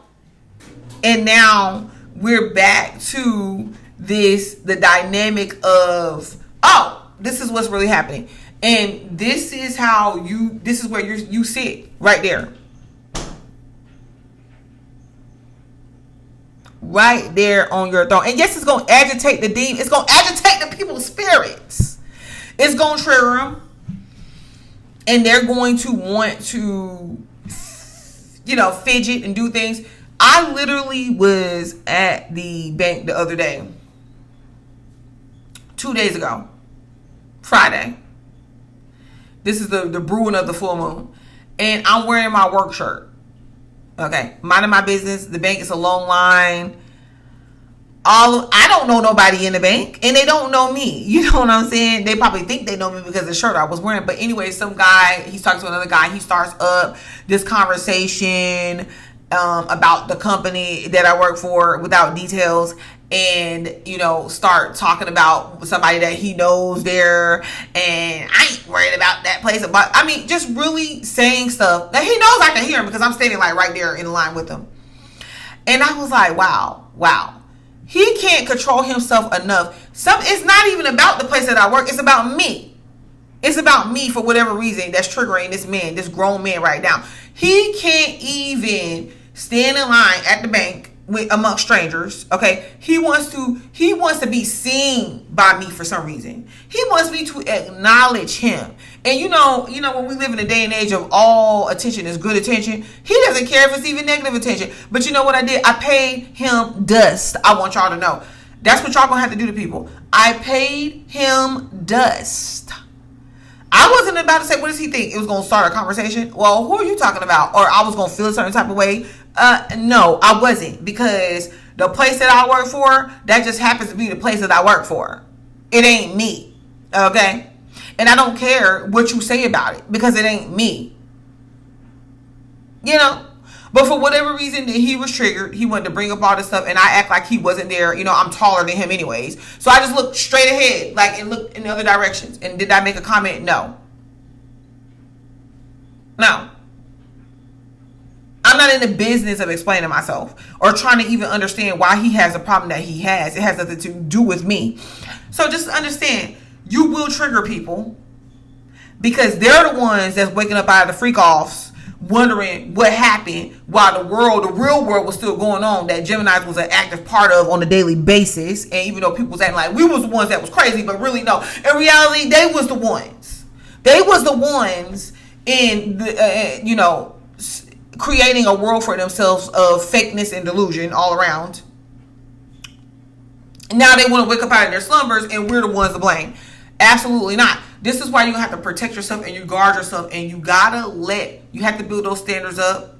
You have to focus on something that you feel that requires your attention. It's definitely a committed thing. Some of you guys, and maybe you end up inside of something that's really long term for you, that I'm talking about on a level to where it pays, you can be comfortable, and it's not going to be without it. You gotta still the 10th house of Saturn. So you gotta, be willing to put in that effort. You gotta be willing to put in the work. But it's there. And And what are you working on? Okay, because that's the full moon. So you're letting go of everything that is outside of that commitment, you being able to commit to yourself or what you are, focused on for longevity, right? When we commit to ourselves and we make that evident, other people can commit. Other people can be a part, or other people can understand it, and it's very easy to see these are my guidelines. And if you good until you get inside of it. You get inside of it, and that's what I was saying. Now, that if the dude would have came up and decided to get in my face and started talking mess, then I would have kindly got on my phone, hit 911, and been like, excuse me, could you please come and remove a short man that decided that he wants me to be seen by me, and he's in my face, in my space. I still wouldn't handle it because I got people to come handle it for me. That's the place you gotta get. Because suppose I would have responded to this fool, and I would have gotten an argument. It could have went somewhere bad. It could have been to where now we're exchanging, because he looked like he was being disrespectful. So he looked like he could have been the type of person that was waiting to call me out of my name or be disrespectful. That's all I'm saying. And I would have looked like what? What it would have looked like for me? Even if my typical mindset to be like, well, I really don't care what it looked like for me. In that particular moment, I did. Because you know why I did? Because my response, he wasn't worth my response. And I would have been mad at myself for even making him worth my response. See what I'm saying?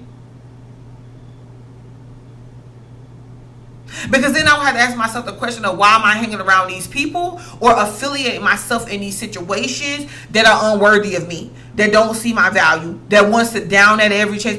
These are just, when we're going through life and we're having these experiences actually mean more than what we think that they mean. We just minimize them. And every instance of the situation that's going on is fitting the theme of what God is trying to get us to realize at the moment. And at the moment, I was proud of myself because I was like, man, I paid this little guy dust, and he wanted my attention. And that's how I'm going to navigate from now on for the next few years, however long I need to. Because what I'm building and what I'm becoming is way more important than what these people that don't got nothing else better to do, they ain't got nothing else to lose, is way important than what they're dealing with. I know it. Because they would not make what I'm doing or me they would not prioritize that in a negative way anyways.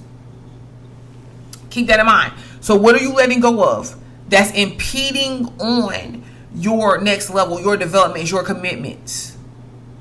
This could even be you involving yourself with people that can't commit to nothing. They can't work on nothing. Because they in mess. Okay? You got to work on security.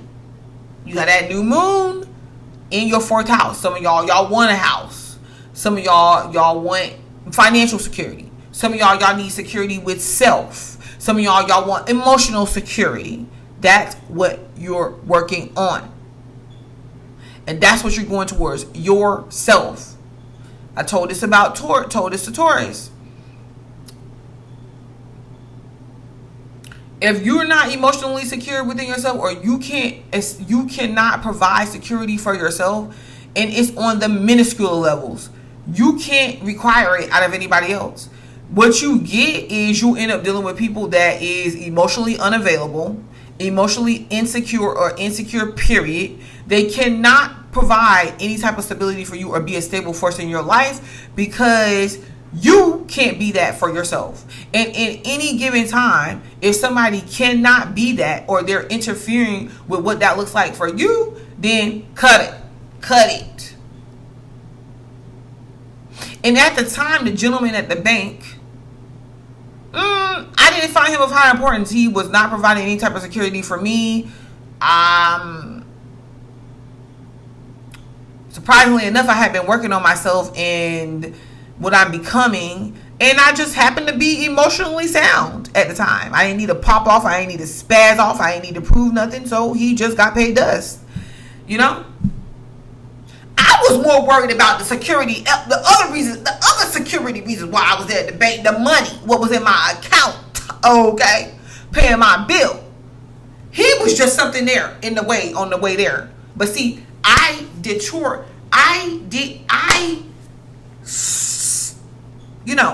blocked that out and kept my eyes on the prize.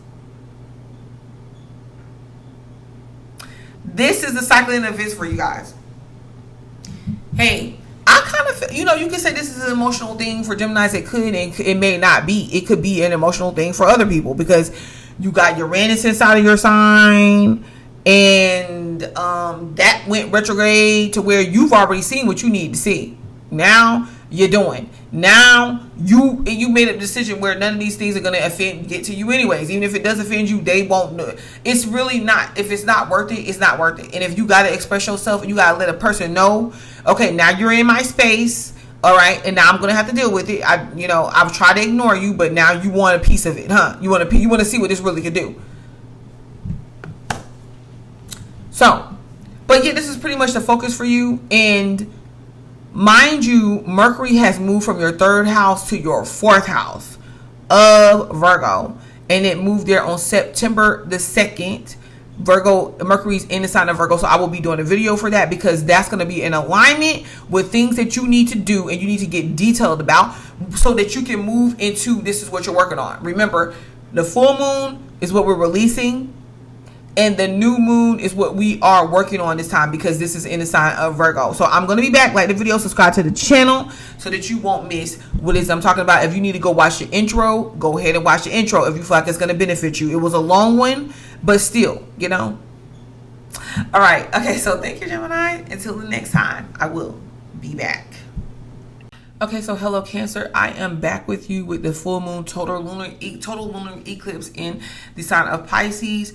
The full moon total lunar eclipse in Pisces started on September the 7th. Then I'm recording the video. Hopefully, I'm getting it out on the 7th. But this is a powerful moon cycling that actually plays out for the next 6 months.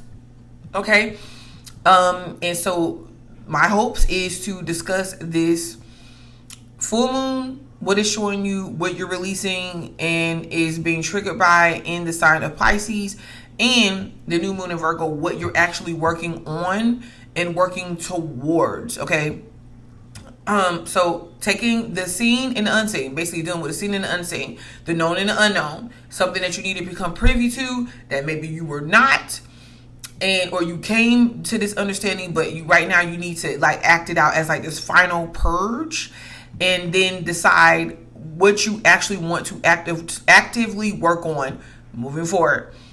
So for you, this is happening in your 9th house, okay? So Saturn's here. Saturn's retrograded in the sign of Pisces, retrograded back into the sign of Pisces. So it's sitting in the sign of Pisces now, and it is there in, an alignment with the full moon. So extra emphasis, you can't really skip over this because it's taking an emotional toll on you. There's some things that's come to your realizations about your experiences. And I'm going to be honest with you, Cancer. For some of you guys, this might not even be solely based off of your own individual personal experiences. This could be the experiences of others. So some of you guys, you could be being saved a world of trouble or a world of strife by listening to the wisdom that other people that have experienced what you have experienced, and knowing how to navigate that or move through that, and you don't have to do the hard parts or have those hard experiences. Listening to others that are full of wisdom or have information to share with you. Some of you guys could be acting this way as well. People could be coming to you because of experiences that you've had, and or you could be in a position to where you're giving other people wisdom. You're actually speaking up, you're actually talking, you're actually being heard in a place to where maybe you just did not, you were silent in these areas. You were more about letting people be them, do them, have the experiences that they want. You're not taken away from that. However, when you see that you are being included in on, or other people are trying to drag you into what the bed that they've made for themselves, and you're strictly like, listen, no, I'm not going to take the blame for you. I'm not going to take the blame for you, and I'm not going to take myself back or set myself back. All this progression that I've made based off of what someone else chooses to do. And you're clearly seeing this. This is evidence. You're clearly seeing this, and you're saying, okay, to some people, you're saying, okay, this is the decision that you made. These are experiences you decided to have, and there's nothing that I can do about it. And you're letting people go. You have to let these people go. And you have to let this stuff go. You don't have to be drug along with these situations. It's time for you to live your life. And it's certain experiences for some of y'all that you've already had. You've already seen, and you are deciding to let go and move forward. This could be way up now. You could possibly start traveling again. You could possibly start seeing the world. Some of you guys, you might, wherever you can have, you're seeing where you're limited at, you could possibly be feeling limited at, and then letting go of that, wherever you can have this new set of experiences. You want to see, you want to learn, you want to know. So you might learn a new language, look into new cultural experiences, look into new spiritual and religious beliefs and experiences, seeing where possibly some religion or some belief system, it don't have to just be religion, has held you back. Because it could be saying one thing. It might be saying, you could be looking at, okay, well, these beliefs, and they're condemning me, and based on where it is that I'm actually at in the life I feel called to live, what is it saying about me following it? And I can't really follow it. It's true. You're starting to wake up to the fact that there's a lot of things that you're just going along with. You don't even know if you believe in them anymore. You know? This could be anything. This is not necessarily even about just condemning religion for religion's sake. People wake up to what they need to at the time that they need to, and they use it for what they need to at the place that they're currently at. You could have been someone that was raised to not eat meat, but you decided, like, no, that's something that I want to do right now. That's something that I want to do.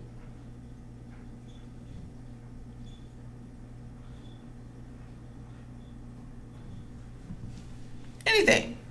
New set of experiences that you want to have is what is here. And then letting go and releasing everything this is outdated information. This is where you quit. You were pretty much following. Now, how do you lead yourself? What does that look like for you? Some of you guys, if this is going into retirement, some of you guys, you raise your kids already, and you're like, okay, well, you know what? You raised. I can't be the person that saves you every single time. I raised you to be better. I raised you to do better. It's like something you're releasing, something about your experience. You're going to the next level of, or you're going past, you're moving to another experience. And, that's just where you're at. And what you're working on is your mental, your mind, new information. Some of you guys might move, relocate, get to know your neighbors, hear information or hear insights and stuff like that from your neighbors or people that's around you or your local environment, getting out, doing things more, learning. But your mental is what it is that you're working on, because there's certain things that you are experiencing in the life, the truths that's coming to you that you really can't ignore. And the information that you get shifts your reality, or is calling for you to wake up to these things. And let me tell you something, the type of stuff that you wake up to is just on a whole other level. The type of information that you're going to be getting is opening you up in ways that you never have possibly been awakened before. Now, new insight, new communications. You might start to tell people that maybe that you're in a relationship with, or that you're interested in, or that are interested in you, like the whole deal, the real deal. You're more vocal about that. It's not really about sitting there supporting these people. Do you understand that? What do you think? What do you think in the process? What your voice needs to be heard too. Some of you guys, you could be, if you do not understand that this is what's taking place, it'll cause you to be critical of yourself and wanting to overthink things that was said. There was many misunderstandings. Hey, let's get to this point. Let's get to this place. Why don't we? I'm not about to overthink what a person is showing me. If I need some clarifications, fine. If it just happens to get to the point where I'm like, wait a minute, did this just happen? Okay, I'm going, just because I don't know for sure, I'm going to find out. But I won't be left in the dark. No more. This is where you got to be. This is where you're going to be. Now, I'm going to come back. And I will say this, I said this every video, if you need to go watch the intro to kind of have an understanding about how the signs are shifting, and we see that play out in our environment, and this is what I'm going to start doing my videos on. Okay, you can do that. However, you know, the biggest thing is I wanted to focus on these lunar eclipses, what you're doing over the next 6 months, okay, and what you're putting into place to help you make these shifts. That's pretty much what this is. Anyways, until the next time, Cancer, please like the video and subscribe to the channel, because you know I'll be back. Hello, Leo. So we are back with the total lunar eclipse in the sign of Pisces. So we have that playing out, and we also have the new moon partial lunar eclipse playing out in Virgo. So the full moon total lunar eclipse is playing out in Pisces, and it's alongside of Saturn retrograde back into Pisces. Saturn already retrograded back into Pisces on September the 1st. The full moon is happening in Pisces on September the 7th. And this is energies that really stick around or play out the next 6 months, 5 to 6 months, 4 to 6 months. So you have to really be clear about your intentions right about now, and then seeing where you would like to apply these energies, just like throughout your life. However, if we have specific focuses on how these are playing out for you and your sun, your rising, then, you know, here we are. For you, this is definitely in your 8th house. And I know for a fact that a lot of y'all are so tired of dealing with 8th house gunk and stuff. I know you are. This is not easy. First of all, the transit is not easy for any of the signs. Definitely not easy for Aries. Definitely not easy for you. Because in Aries, it's put out in their 12th house, an emotional house, a psychological house. For you, your 8th house, an emotional house, a transformative psychological house. And I'm not going to lie to you. One thing that I could confidently give you is that through these transits, you're going to have a massive, and let me tell you, I've been splitting this up for the people that want one thing that cannot, it can be forced, but one thing that we cannot, that the universe cannot do, is make someone specifically behave or respond in like any particular way. They can push for that. But let me tell you how I've been dividing these harsh transits up. And these age shifting transits, because that's what it is. How I've been dividing them up is I have been saying possibly the older people or the people stuck in their ways may have a hard time with this. The younger people and the people that's not as stuck in their ways may have a better time. And it's not for nothing. It's because, like I said, one thing I can promise you is that once you have this awakening, like whatever changes that you have to make, and it comes through way of realizations, what changes that you realize and what you realize and the changes that you make will change your life and transform your life like never before. The type of experiences that you can have will make you feel like a king and queen.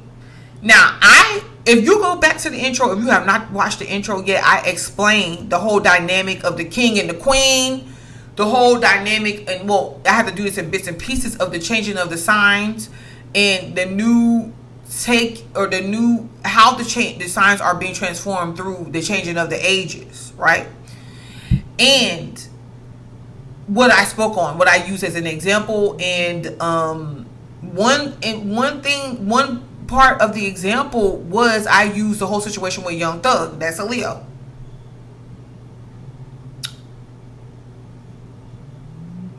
And when he came to that moment of realization, being in that interview that he did on the full moon, mind you, this was Saturday. That's Saturday, September the 6th, September the 7th, because I was watching this live late night, baby, and I ended up falling asleep on it. And he was having several realizations. And not only was he having several realizations, it was an emotional thing. Like, he cried a few times. And the thing that I want to narrow down and where he got to the awareness for him, and it was like seeing this play out live for him was just wow for me. He came to the understanding and the realization that he was not happy. For some people, it's like, okay, so what? Who cares? Because he comes to the realization of the fact that he's not happy. No. For him, this realization was something that took him to an emotional place. He said to himself, this is where he woke up and realized that the world around him and how he's been seeing it wasn't real.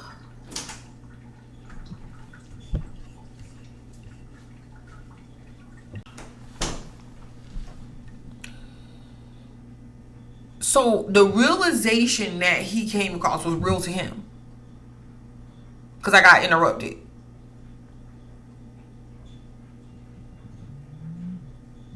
It was real to him.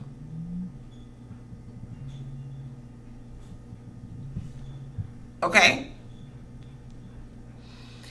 And in an instant, like talking to the interviewer, the interviewer helped him get to this realization, because the interviewer was like, but look, I get how you're seeing everything and your understanding that you're coming with this, what you're coming up with and how you're seeing it. But have you ever thought that maybe like other people are not seeing it that way? Have you ever really thought that you could be seeing all of this stuff differently? And he was like, you know what? No. He was like, what? The only thing I'm doing is being happy. He was like, look, I'm living my life and I'm happy. And the interviewer said something along the lines of, but how do you know that other people are happy? Like, something he said that triggered Young Thug to then say, because I'm just happy. I'm just being happy, like living my life. And he goes, well, I think I'm happy.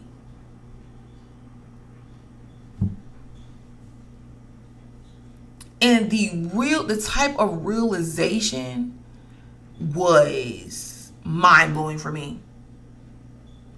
Because that's where he really started those emotional triggers. Because he was like, man, he was like, you know what though? I am just now coming to awareness of this. I didn't even realize that I wasn't even really happy. I didn't realize this until I just tonight, just right now, talking to you.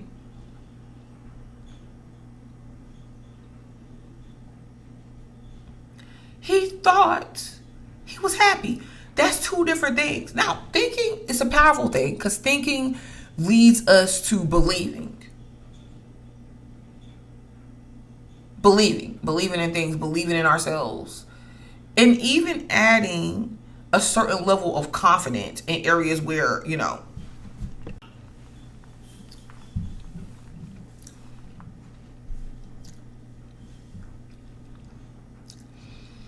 I keep getting interrupted. But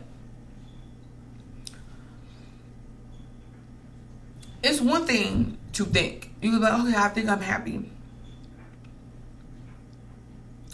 But it's another thing to know. And then it's a whole other thing to understand that most times it's not that we're happy. Like, a lot of times we're just content. And really trying to understand why we would have to let it be known that we're happy, and why we would have to live in that realm.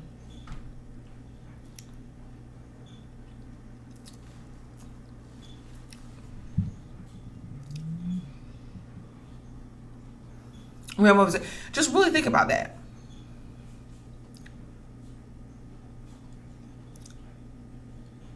Because it's like, why does someone have to say, oh, well, I'm happy,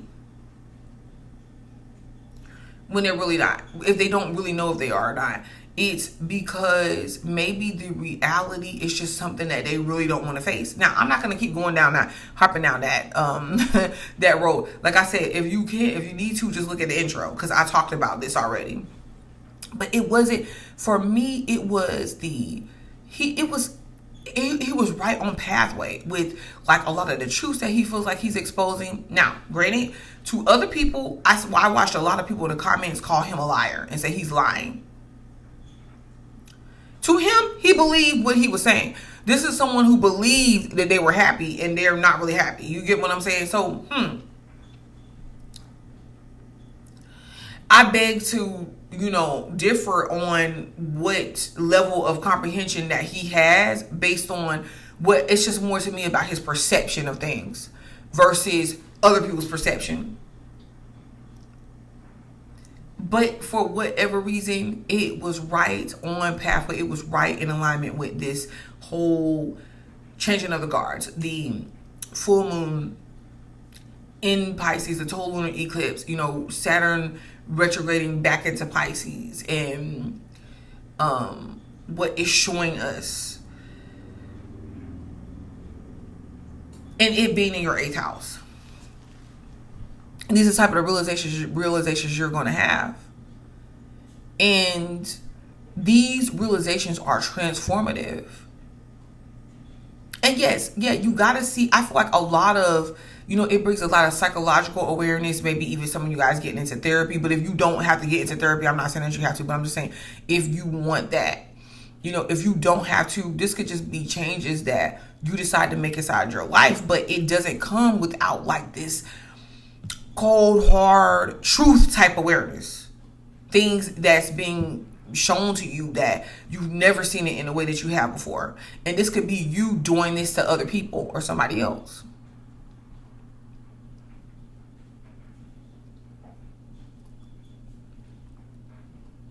Yeah. There's things that you could have to let go of emotionally. I would, there's questions that you have to ask yourself about, just like him, like, okay, so is there anything that you decided to block out in order to maintain this existence of happiness? And happiness at what cost? Like, are you happy and other people around you not happy? Are you spending your time trying to make them happy and therefore you feel like you're happy in the process? Like, what is that? What does that look like? What is that? What's really going on? And it gets deep. And of course, there's things that you have to let go. Maybe there's parts of, there's parts of these that really have you start looking at things in a more realistic way. These just changes that you can't ignore. The good thing is it shifts you in the place that you need to be. Like, wherever you find yourself, that's where you really need to be. That's where you should be. If you find yourself at these places based on you letting go and allowing yourself to allow these changes to take place. It's one thing being on that side of things versus being a Leo that's not allowing these things to happen. Well, you need to let go of. For some of y'all, it's a marriage. For some of y'all, it's a business, or you're transforming it. You're changing it, because this could be something that you're changing about what it is that you're doing as well.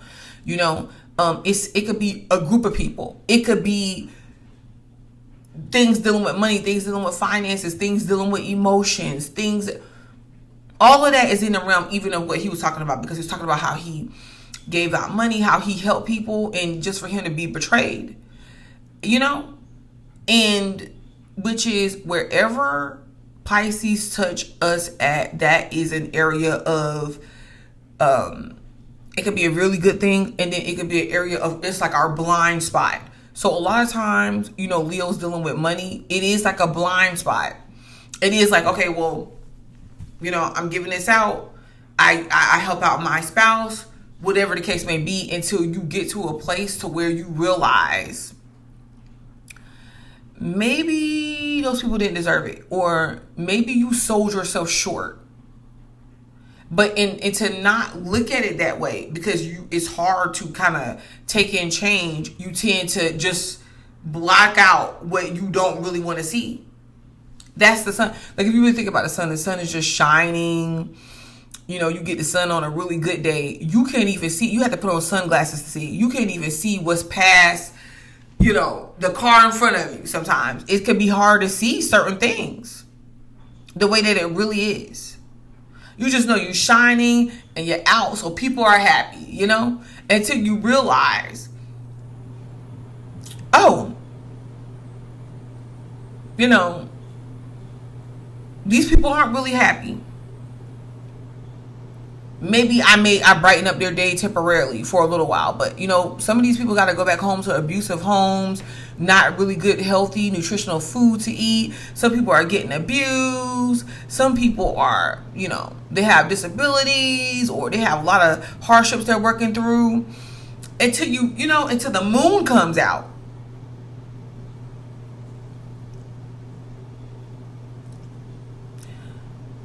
Eighth house. That what's hidden from yourself. What you tucked away and you hid from yourself is coming out to be dealt with, to transform you. So what are you doing? Why? Why you say? Because it's not about we're not saying that you should get rid of your finances and, you know, happiness and joy and, you know, any of that, but we are saying that you can deal with it in a more realistic way. And this is about saying, okay, well, what really does make me happy? What and I don't even gotta be happy. What allows me to be content but aware in my existence?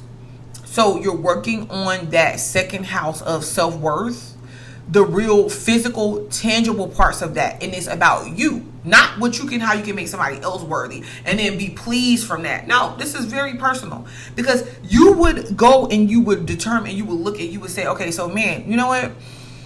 These people, the young thug, he can really say, you know what? These people really had no business. I had no business really associating myself with these people in the first place.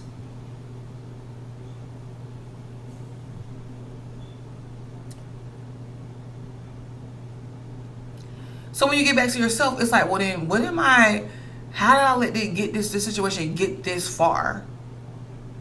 Maybe you got to start over with a smaller piece of change. You got to open up a savings account. You got to actually do things that make yourself feel better. You got to put that time and invest time into yourself and building your self-worth and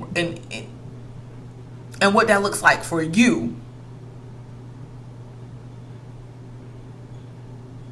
Some of you guys, you might want to redesign your life some type of way. Maybe you have to, some of you guys, you got to reduce, you have to go smaller in your attainments, as far as, you maybe, when I say smaller, you maybe have to downsize in some way, but it works for you.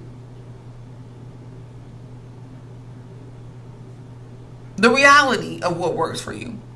Because what it's going to do is going to allow you to build more authentic, real connections and relationships with people. Besides what you're holding on to, I be seeing like it just depends, because like nobody is saying that you need to just go trash your whole life or nothing like that. But sometimes like I'll see Leos and Capricorns do the same thing, you know, but I'll see Leos go and they'll be inside of a situation, they will stick to a person, anything, and then other people outside them can see like, okay, well, this is why, like, wow, these are all the reasons why maybe y'all shouldn't be together. They act like everything's all good, like, oh, I'm happy, everything's all great. They partner robbing them behind the scenes. Of course, you know, you would be the people it's the favorite one, because you're not really saying anything. Like you're not really checking nobody. You're not really saying, you're acting like everything is good.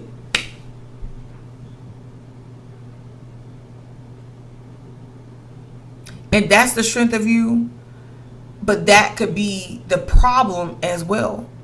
But now you're to the place where you're just like, everything ain't really good. It's not all that good. And it's okay.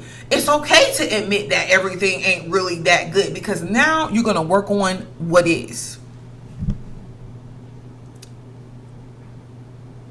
Now you're going to work on what is.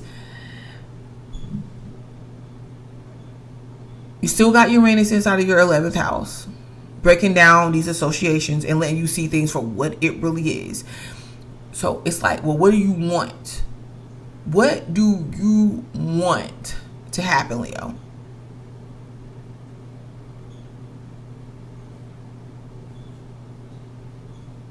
Do what you already seen, what you already know. What do those changes look like for you?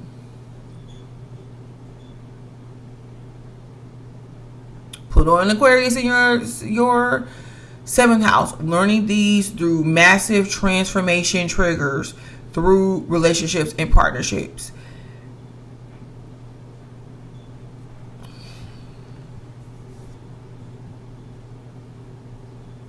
So it's a lot.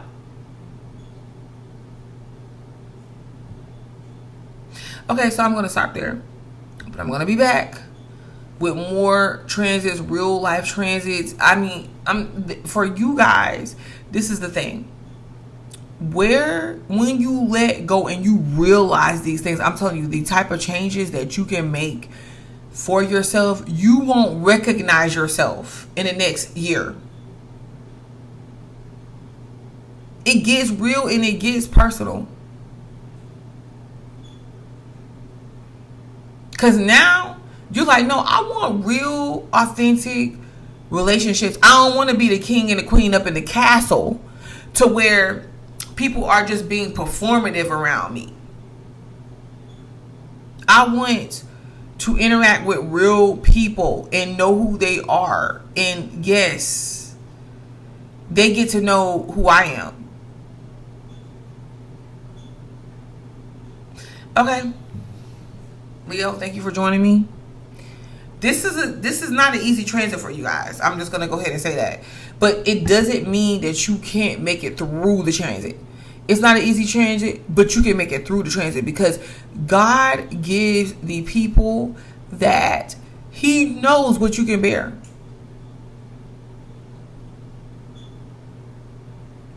And your strength won't fail you now on this either. Okay, so thank you, Leo. Like the video, subscribe to the channel, because you know I'll be back. Okay, so hello, Virgo. We are back with you, and your focus on the full moon, total lunar eclipse inside of your 7th house, because this is where Pisces is.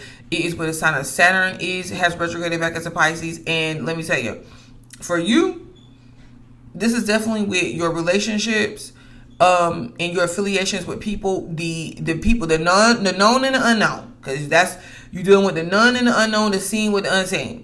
So there could be people that could be directly working against you or coming against you that you're not even privy to, or you don't even understand why. And there's a couple things that I can say at this point in time, because maybe there could be instances to where maybe you need to pay attention to what this is about. And then there's other instances to where I could say that the reason why you would be paying attention or it's coming to your focus anyways is because there is certain things that maybe you have to, let go of, and certain people, should I say. And I don't know, because like with quite a bit of you guys, it could be situations to where you stayed in there, or you're sticking there too long, and these people could be impeding on your growth, and maybe you're in your comfort zone. I don't know what the case may be, but I just know that it's there.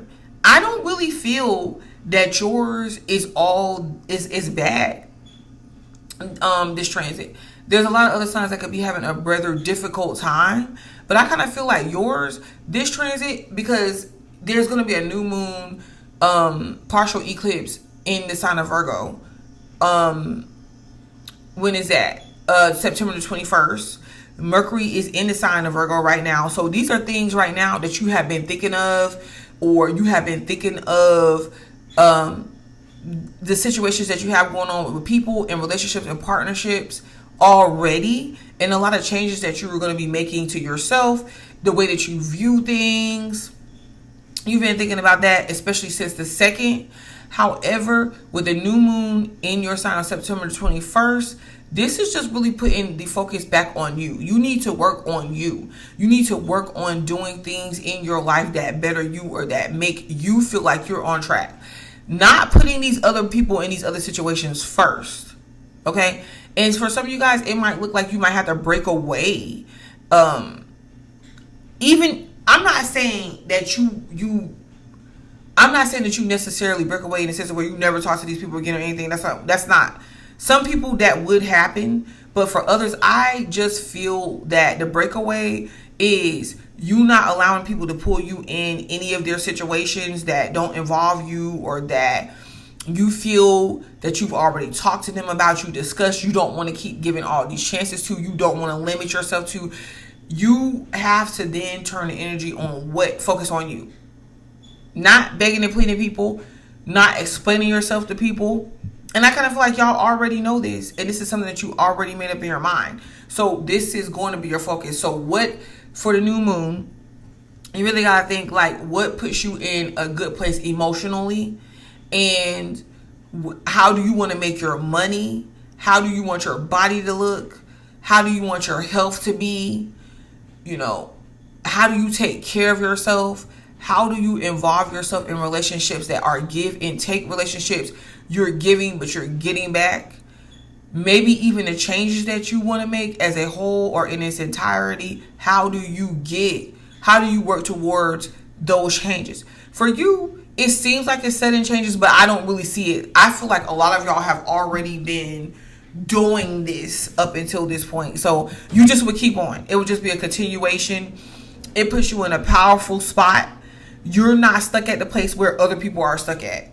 You're just not. And you don't have to be. And I feel like the choices that you make, although you could be making them based off of the triggers of other people and the choices that you had to make, the decisions you had to make surrounding them, because some of the situations are unfair, unfairly judged and all that. However, you're not allowing these perceptions of others and these experiences take you down. You want to see how you can allow them to take you to the next level. So like I said, for you, I think that what you start to do is you start to see this stuff clearly, the situations you're in based on people and the roles that they play. You got people where you're like, oh, well, this is my mom. So this is my mom, and therefore, because it's my mom, I should do A, B, C, or D. And now you could be looking at it like, okay, well, this is my mom, and I have respect for my mom, but my mom does not guide or lead or have control of my life as an adult. And I would possibly do things differently from the way my mom did it, because maybe I see where I could take the things that I learned that were good or helpful from my upbringing from my mom, but then there's other things that I could leave behind. And then you could possibly altogether want a different life for yourself in like what you are bringing about, like your kids and the developments of that based off of what you didn't have, what you feel like you lacked as a kid. You want that to be present for your kid. And you can do that without holding on to unnecessarily baggage at the same time. Because I kind of feel some of y'all being stuck in situations because you're just like going through situations with the partner that you're with or something like that, just because you're like, oh, well, you know, I want to be in a situation where both of my kids' parents are there because I didn't have that. But at the same time, you're miserable. You're showing up upset, angry. That's not necessarily a good dynamic to have for your kids either. And, you know, it's like, I get it, but I feel like for you, what you're being shown, and you're being shown through other people, is really to free you, not to imprison you even more.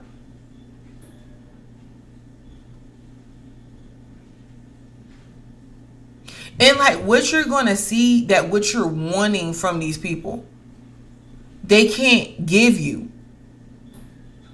The mercy that you would have for them and the acceptance that you would have for them, they can't have the same thing for you. Not in the way that you want it. Not in the way that you want it. You know, it might look different. And what you learn is that you have to apply to your life what works for you. What works for you. Okay, so if you want to watch the intro to where, you know, I have more information, or like, you know, I did a little intro about how the changing of the signs and then the way that, how that's all playing out. And that's there because I did on yours. I'm not doing this video so long because yours was just straight to the point. If you just want to have a little bit more watch time or hear me talk for some reason. And then, you know, go ahead, like the video, subscribe to the channel, because I will be back. And this, remember, have your intentions there. Have your intentions set, because the full moon, the way that it plays out, it could be, you know, very emotional for people. And the realizations could be shocking. I'm just going to tell you that. Okay. But we're definitely coming back around to you. The new moon, September the 21st. So you have like another couple weeks to really, you know, deal with the full moon. Eclipse energies is very strong, is very powerful. Okay, all right. So thank you, Virgo, and thank you for listening. Thank you for watching. I will be back. Okay, so hello, Libra. So first, you know, we're doing the full moon lunar eclipse in Pisces, and then the new moon partial eclipse in Virgo. So we're doing the contrast of it. Like what plays out, what you're letting go, and what you're gearing up to start. And the interesting thing about this is that for you, it's playing out in your 6th house of work. So something at work or something you're working towards ain't working. And I don't see, now, yes, we can apply this. If we just take the transit alone, we can apply this to anywhere that we want to in our life. Okay, because it affects us on a collective level like that, wholeheartedly, and then it affects us in specific areas that is sitting in our charts. And, you know, according to the signs, the only thing that I can do is the signs. You know, especially your sun and rising, right?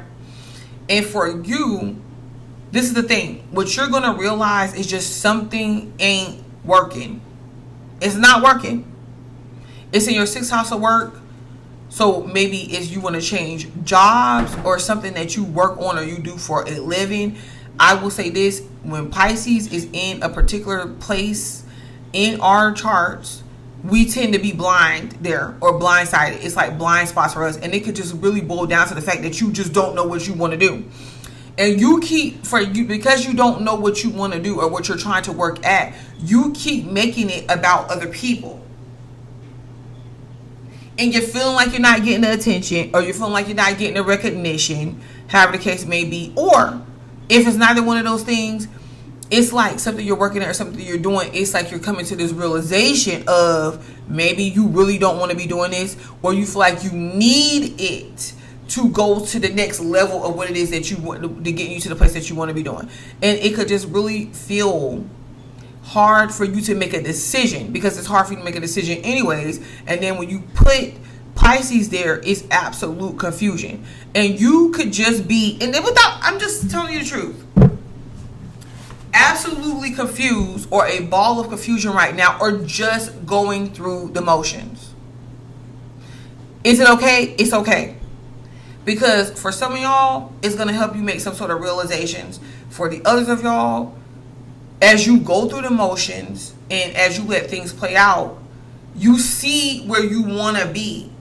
And it could be something to where you're just like, okay, well, I do want to be at the place that I'm at. I just got to allow myself to mature and make the changes that I need to in order to do so.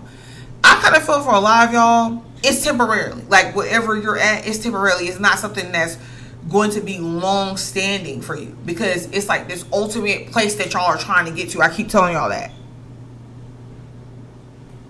And that's a good thing, you know? But it's a lot that you got to let go of, because you got to let go of what's not working for you. And you got to look at things in details.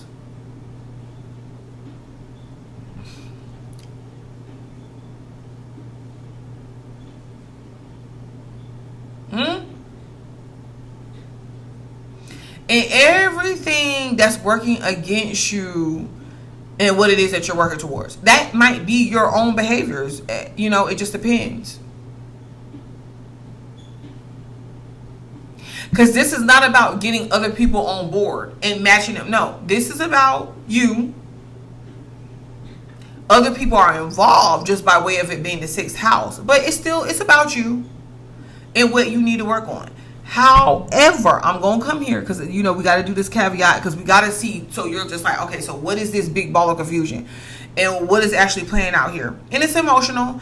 And the reason why I feel like it's emotional, because I think that a lot of y'all come to the realization that you're doing something, and it won't never about the reason why you wanted to do it. It was all about somebody else that led the way and that made you want to get on a certain path, or want to do something the way that you did it, or want supporting them, or thinking that that was your identity for some reason. And even if it was real to you or why you did it, the reason how you did it, the way you went about doing it, is something that you're coming to the acknowledgement of. Okay, so you know what, maybe what I thought I was doing it, or how I went about doing this, or why I did it, is not really authentic to me. And it's emotional, because as you go through the processes, you figure this out, and it's not, and it doesn't feel so good. And so what you're working on, okay, and what you're working on, and that's coming up for the new moon in Virgo, is going back to your 12th house of self. Still the highest house of Pisces. You're still dealing with that Piscean energy, the unknown.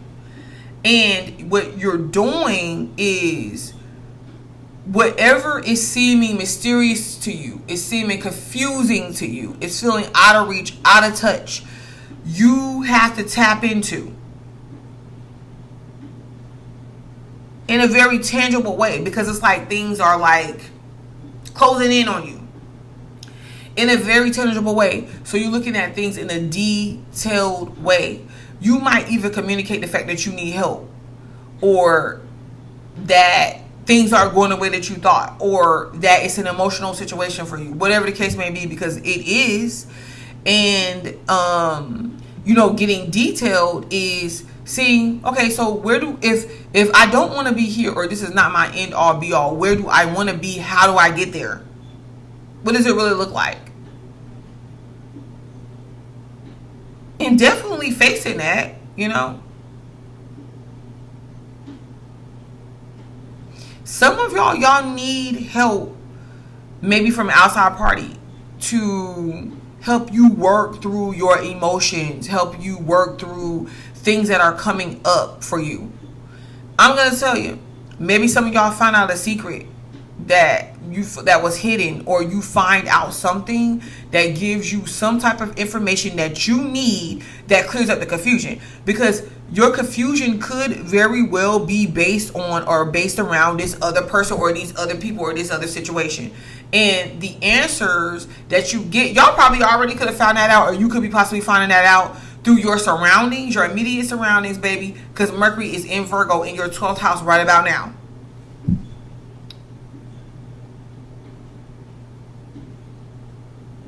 opposing your 6th house of work. Aspects of relationships. Seeing them for what they really are.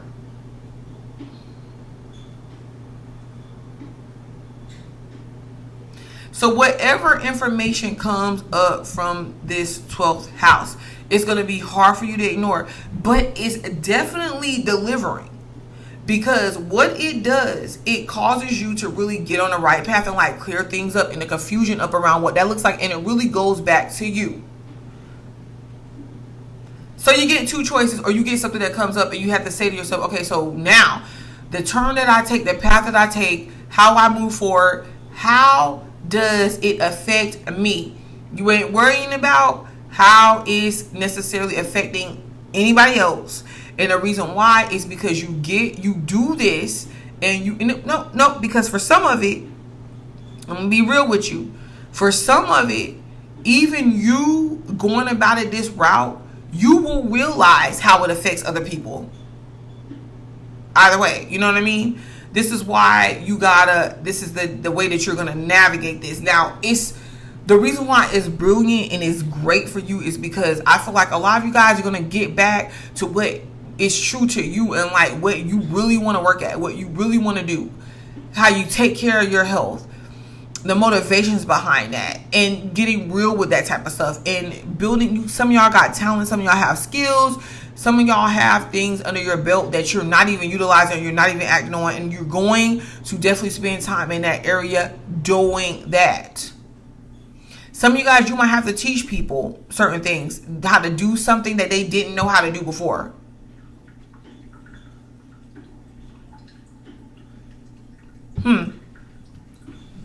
Okay, that's what I see coming up for you guys.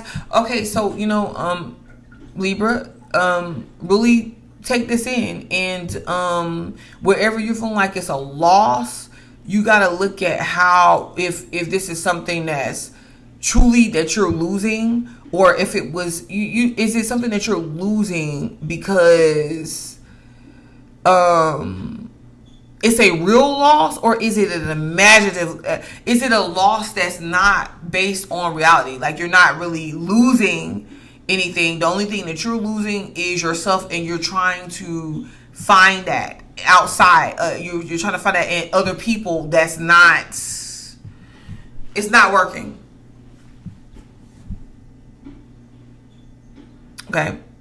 All right. So thank you, Libra. This has been the full moon lunar eclipse in Pisces, and remember Saturn is sitting inside your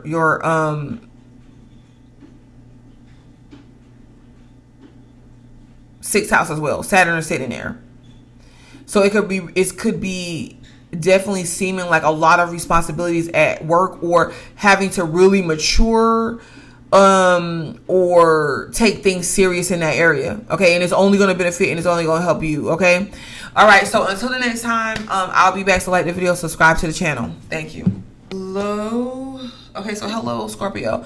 So Scorpio, if you want, you can take a look at the intro of the video where I explain what's taking place in the changing of the signs, and I use a few examples because I like to use real world examples to help people understand the system of events.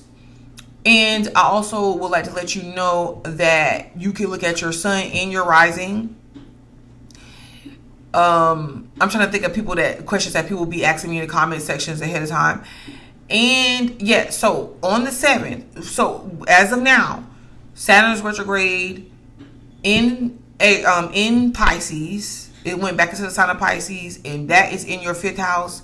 And you have a full moon total lunar eclipse in your 5th house. Now, the way that we have this design and the way that it's set up, if you deal with, what you have to understand is that the lunar eclipse or the eclipse season is not the same as the regular scheduling of full moons and new moon cyclings. Those, it's like you deal with it over the course of a few days. You deal with your emotions. You release things, of course. You release things attached to your subconscious and unconscious, which is directly attached to your money because it's attached to energy. Okay? This one is the same thing, but it's enlarged. It is solely about focusing on the unseen things, the getting real, the unconscious and the subconscious. And it plays out over a longer period of time. You will see the effects of the full moon playing out over a longer period of time, 4 to 6 months, 5 to 6 months, 6 months, really the maximum. And what you have to look into or take into consideration is that when there's a full moon, it's a release. Like, you have to allow what you've been shown to release, and see, here, when we go into the new moon, it's like what you're picking up, what you're trying to start clean with. And that here is in new moon in Virgo, right? And this, since it's in Virgo, is what you are working on. So let's start here, because I know you guys, I kind of feel like I've been preaching about this for the past few videos about the fact that you got Saturn in your 5th house. Really? And let's mention this again. Pisces landing in your chart somewhere is where you could be. That's your blind spot. You don't really know how it's operating. You don't know why it's operating. You don't know how to define that area. You choose not to, because it's like, well, what for? I'd rather just exist. However, that's not these transits is not about that. For you, you have to see this is in the 5th house. And this is the 5th house of what? Creativity, of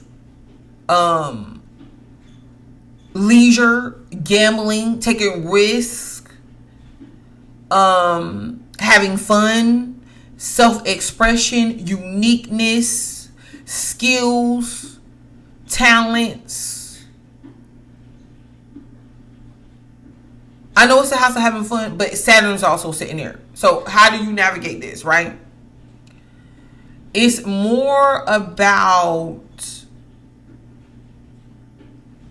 and this could put y'all in a position of being lazy too, but with Saturn here, it's more about, there's this big realistic call to a lot of y'all. So where you're just like, all of a sudden serious. And you're like, okay, I got things that I need to get done. I want to be serious about that. Or you're just like, man, I just kind of want to have fun and do things that way. And every time I do, it seems like there is some sort of serious turn to it. Right?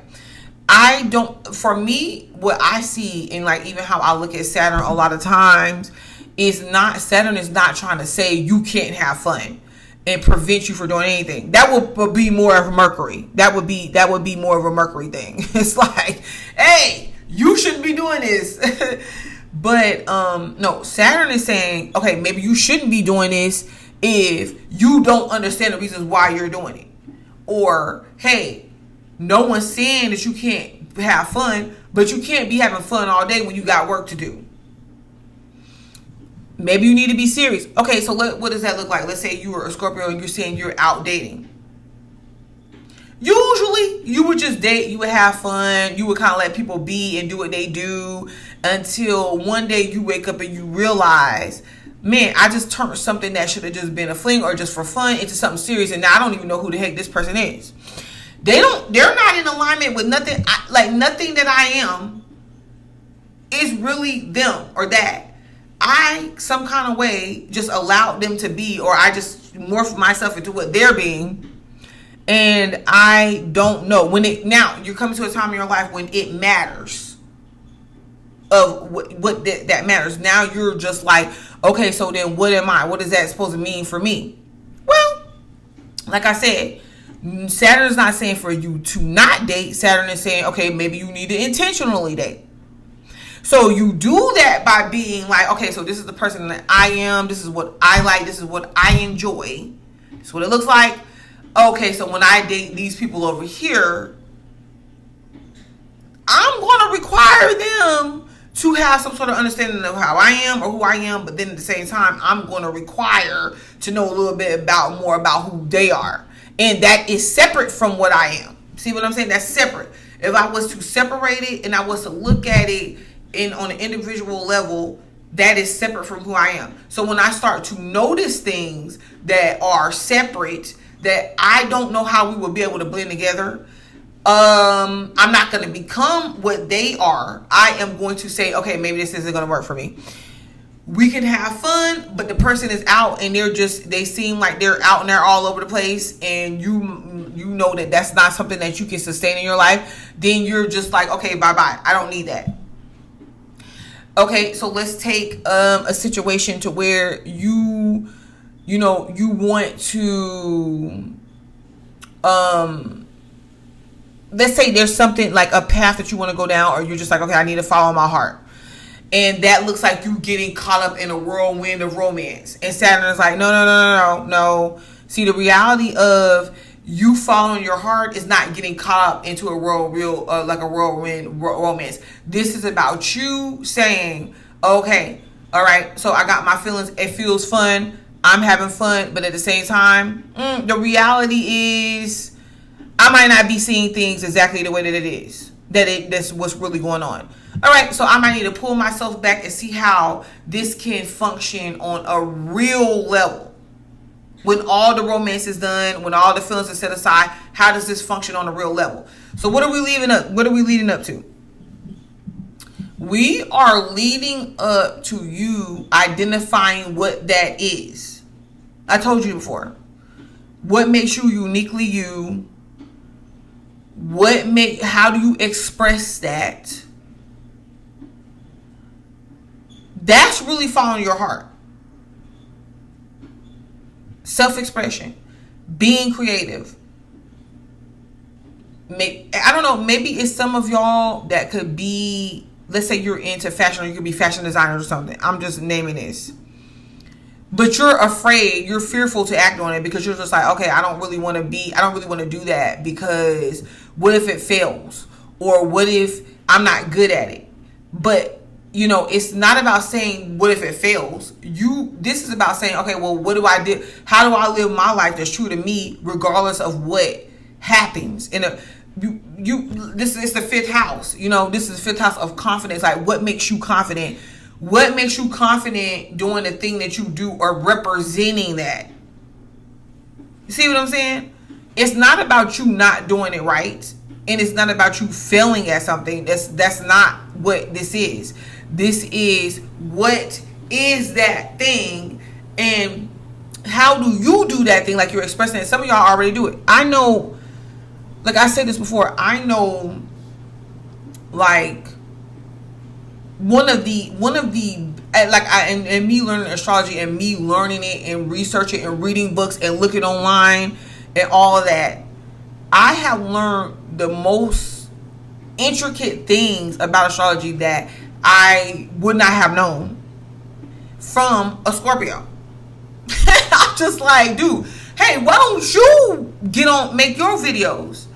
And he's like, no, like I can tell, I'm telling you, how things work, whatever. And then he did have like this website online to where he was adding stuff. And I'm just like, I don't think, like, that's not even to the level of what you know. Like, these people would not know to the level of what you know. And he would hide behind the scenes. I'm like, dude could literally make a living off of this.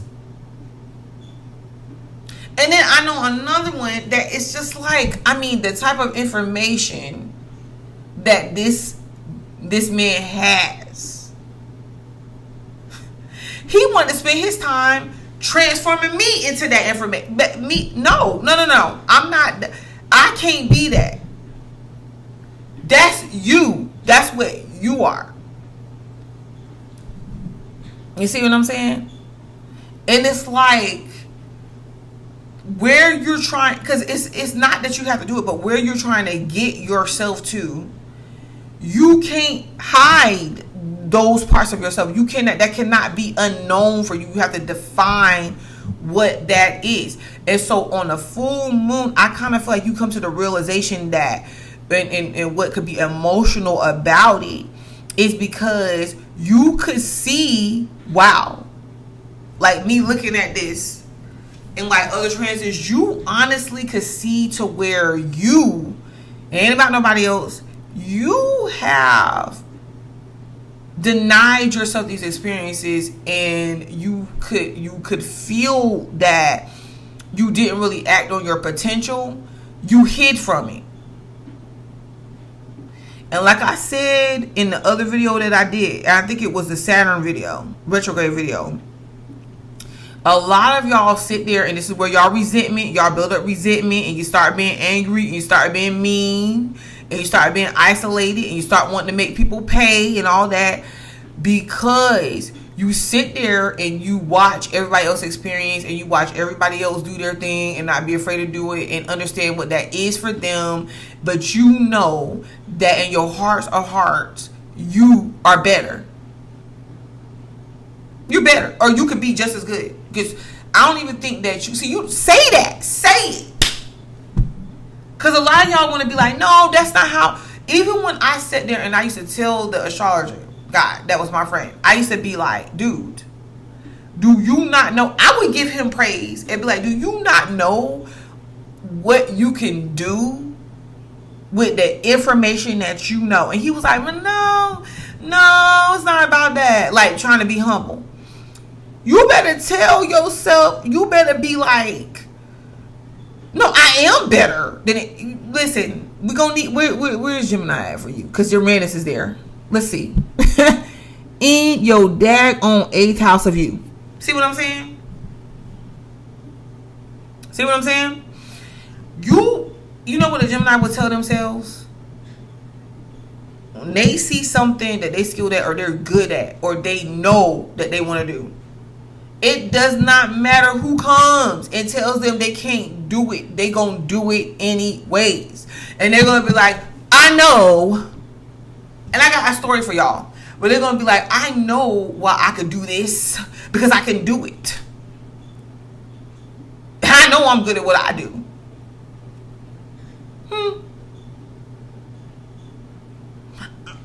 I would come and tell you, I'm good at astrology. I'm detailing in it. I know what I'm talking about. I don't care who comes and try to tell me I don't know. I do know. I do know. That's because that's what it's about, what you believe about yourself. And other people don't got no choice but to believe it. That's what makes it real. See what I'm saying? Let me tell you another quick story. So, years ago, I worked at this place, and I just remember, there's a couple of different people, different signs, but these signs in particular, and one was a Gemini, and then this other chick that was a Scorpio. And let me tell you, she had been working there for years, but she got the experience. She knew what the heck that she was doing, because she had ran that place. She could run the place. But when she showed up, her attitude was off when it comes to dealing with other people. It put people through the ropes of, like, I'm feeling moody today. I don't know if I can work with you today. Snapping at people, being moody. With Scorpios, you got to go through this thing of them being so-called them. And, they might want to snap at you. They might want to do this. They might want to do that. And then they feel like, well, if you really, really cared about me, and you really love me, and you really like me, you would put up with my BS. You would put up with my attitude. That's not how it works. However, the fact that I knew this girl, I was like, man, she's really good at what she does, but she's gonna get in her own way. It's called self-sabotage. And she showed up, and some days she would be really nice, and she would be, if you knew her like that, you would overlook any, like, her moods, because you would be like, okay, I get it. And you could see the heart of her. But if she didn't know you like that, she might talk to you any kind of way, or she might act like you ain't even there, however the case may be. But this is the point that I'm trying to get to. One day, first of all, everybody that works with us, or like in that building, in that job, was kind of like, they were scared to go in there and work with her. They were scared to go work with her. And what through her of doing was working by herself a lot of times. And then she would be like, okay, well, you know what? Listen, you could come help me, to me, like, you could come help me or whatever. And then it put me in a position where I'm just like, well, It's either you need the help or you don't, and we know that you do. So open up and, you know, and put and allow yourself to really be here, and, you know, let go of this other stuff that you're holding on to. But this is what got me, okay? Because it got down to this, okay? They end up needing someone, a supervisor, like somebody that was in charge, assistant supervisor, like that. Someone was in charge of the building and the scheduling and how everything's gonna go, whatever. And do I believe that this girl could have ran this building? She could have been the head person. And without a shot of a doubt, she knew her job. She knew what she was doing. She knew she was very routine. She knew that. First of all, she didn't go after it. She didn't go after the position. She stayed in the position that she was in for so many years. And she had a husband too, and he did the same thing. And he just happened to be a Scorpio. It was 2 Scorpios together. No, that don't need to happen, okay? No, so many years struggling.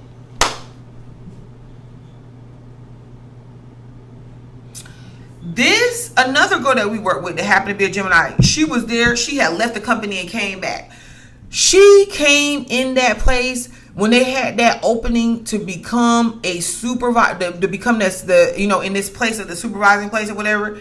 She went out for the interview. Not only did she was gonna get picked because her attitude was not that she had the best attitude all the time and she was just perfect. No, people felt comfortable with her. Because you could go talk to her and she was going to be real, but it was not going to be in an off-putting way, okay? And then, not only that, she went for the position when it opened up and got it. Now, was the Scorpio lady probably more experienced than her and could have probably handled the job more than her and did everything? Yeah, she could have. But I'm willing to bet the Gemini one chick could have done it too. But it was the fact that the Scorpio one wasn't even going to try to go do it because she already was like self-sabotaging. Like, okay, I'm probably not going to get it. They probably don't like me anyways. But they probably don't like you anyways because you already knew how you possibly could have been showing up. See what I'm saying? And then, not even that. You going off of that alone. It's up to you to change and go say, you know what? You know, this is what I really want. I want more money. I want more responsibility. I can handle this. I am good at what I do and I am knowledgeable. I'm going to put the past about how I act or how I was behind me and I'm going to work towards doing something different. And you got to believe that. Because if you don't believe that, you start getting in your own head and your own mind. But no, the Gemini one was like, no, I want to do this. She had other people to back her. And she went and she said, I know this job. I know this work. I can do it. And this is why I can do it. I love the kids. I feel that I can offer something to the workers. I am there to help them out. Blase, blase, blase. That is the difference. That's why she would go and get the position, but the other chick wouldn't get the position. This is where you are. We see it with Drake. And you know what? I finally was proud of him when I found out that he took that he's not going to be releasing the Iceman album because good. He shouldn't. Why would you go? Sit down. This is what I want you to do. Take a step back and sit down.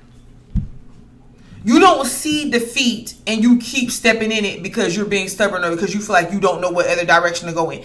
That's when you sit down. You take a step back and you see, okay, this is why this may not work. Am I going up against this because of my own ego and because it's just self-sabotage, or am I really thinking about this? Is it because of the way it looks and people are going to see me as a failure? Whatever the case may be, there goes that fear. And I'm like, you know, since this whole Kendrick thing went down, the best thing that he did was pull this album. I predicted this months ago a year ago, when I was like, you know what, instead of him trying to keep going up against Kendrick and keep proving this and proving that we don't need to see because the truth is going to come out and we see that it ain't what it is, okay? He could just take a step back and get into the lane that is for him. And do you know what that lane could be? The dude was an actor. I said this a long time ago. He could just switch lanes altogether and he could do what he loves. He can have his own studio like a Tyler Perry. I ain't trying to say he need to be like that because, you know, we don't want the corruption and stuff like that, but I'm just saying he could. That's where a lot of you guys are at. Nobody's saying to never make music again. I don't even think that that's something he really loves. I think he got into it. He met some people. He found it interesting. He took it on, just like a lot of y'all do. And, it kind of went far. And then he met another person and he became that. He transformed into that. Instead of y'all just realizing that you transform other people's lives. You're allowing yourself to be transformed by other people, even when it don't benefit y'all. And that's why I keep having these pep talks with y'all, because I'm trying to get you to get it. People love Drake. They kept rooting for him this whole time. To the point where they're like, okay, now you getting in your own way, dude, bro. Like, why can't you see where you're headed? Why can't you see the self-sabotage? And he, just like a lot of y'all, is waking up to the fact that you did yourself a disservice. And is it too late? No, heck no. You got to see it. Now, this is what he needs to do. Go back to the laboratory and be like, you know what? I am like, what does make me me? What do I love? How can I be creative? But it has to be authentic.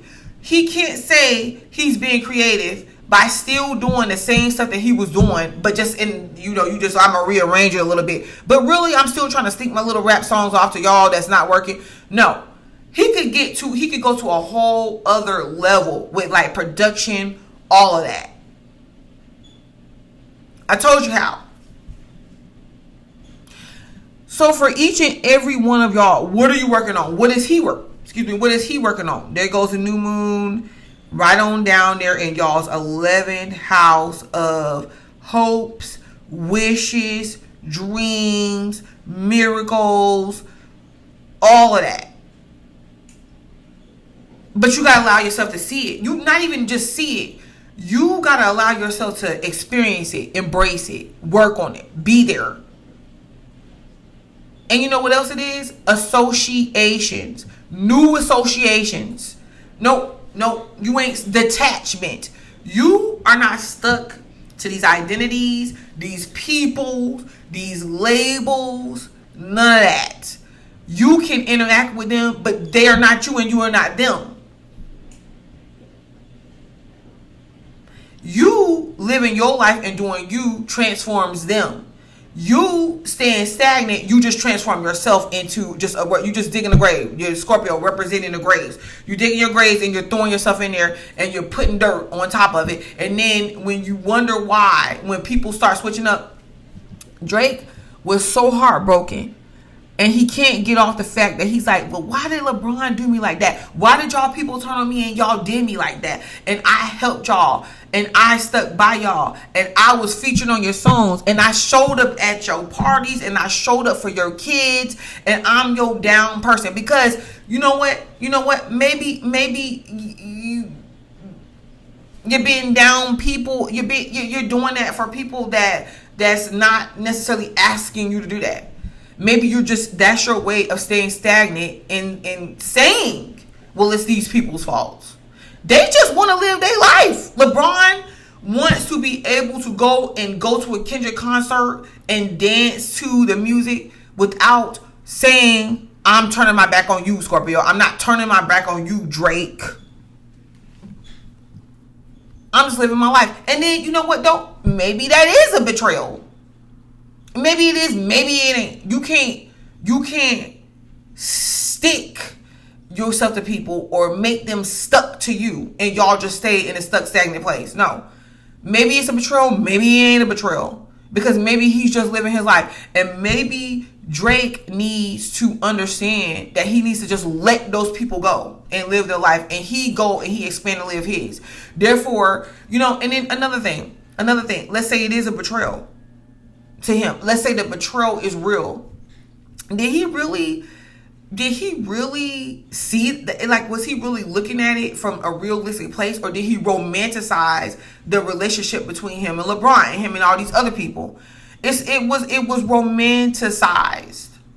He seen them, he saw something special in them, and he pursued it. He built it. He wanted it. He wanted it to be that way, so he started doing things to make sure that it was that way. But when those people couldn't live up to it, it put him in a place of distraught. No, this is not what we're doing moving forward. This is not what we're doing. Because we're going to be able to know, okay, well, this is who I am outside of these people in these situations. And we're not attaching ourselves to them. We are allowing them to do. We know we have to have standards for ourselves, and I get that. You have to have that, yeah. However, you can't get that without detachment. You can't get, because the attachment allows you to identify who you are within a relationship, in the situation, and who they are. And that never, at any given time, if they can't be, if you can't be who you are while they're being who they are, then maybe it's time for you kind of like to go your separate ways. That don't mean that things don't come back around. That don't mean that you letting them go means that you're letting, you stop existing, or they betrayed you, or whatever. I don't know what that means. And it could mean that, but you can't see that until you detach yourself from it. That's what you're working on. You're working on what you want, what you wish for in life, just expansion in the world, expansion in your life, new associations, because we have to have, I keep telling y'all, relationships, when you're in relationships, when you're in these relationships, it is to get you to see something about yourself. It may be for a week, a day, a week, months, years, an eternity. But you can't take away the fact that it may be for a day. It may be for a month. And then when you detach, you let go of these situations, you never really lose. These people be around. I know people that I knew 20 years ago. I could just go look them up on Facebook if I just randomly want to talk to them one day. The problem is I don't want to do that. And it's not because I'm purposely holding myself back from them out of ego and pride.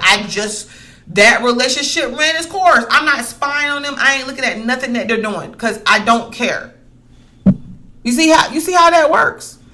I don't care. And what you do when you can't see why these relationships are in your life, you stay stagnant, because you need to now go and put yourself in other relationships.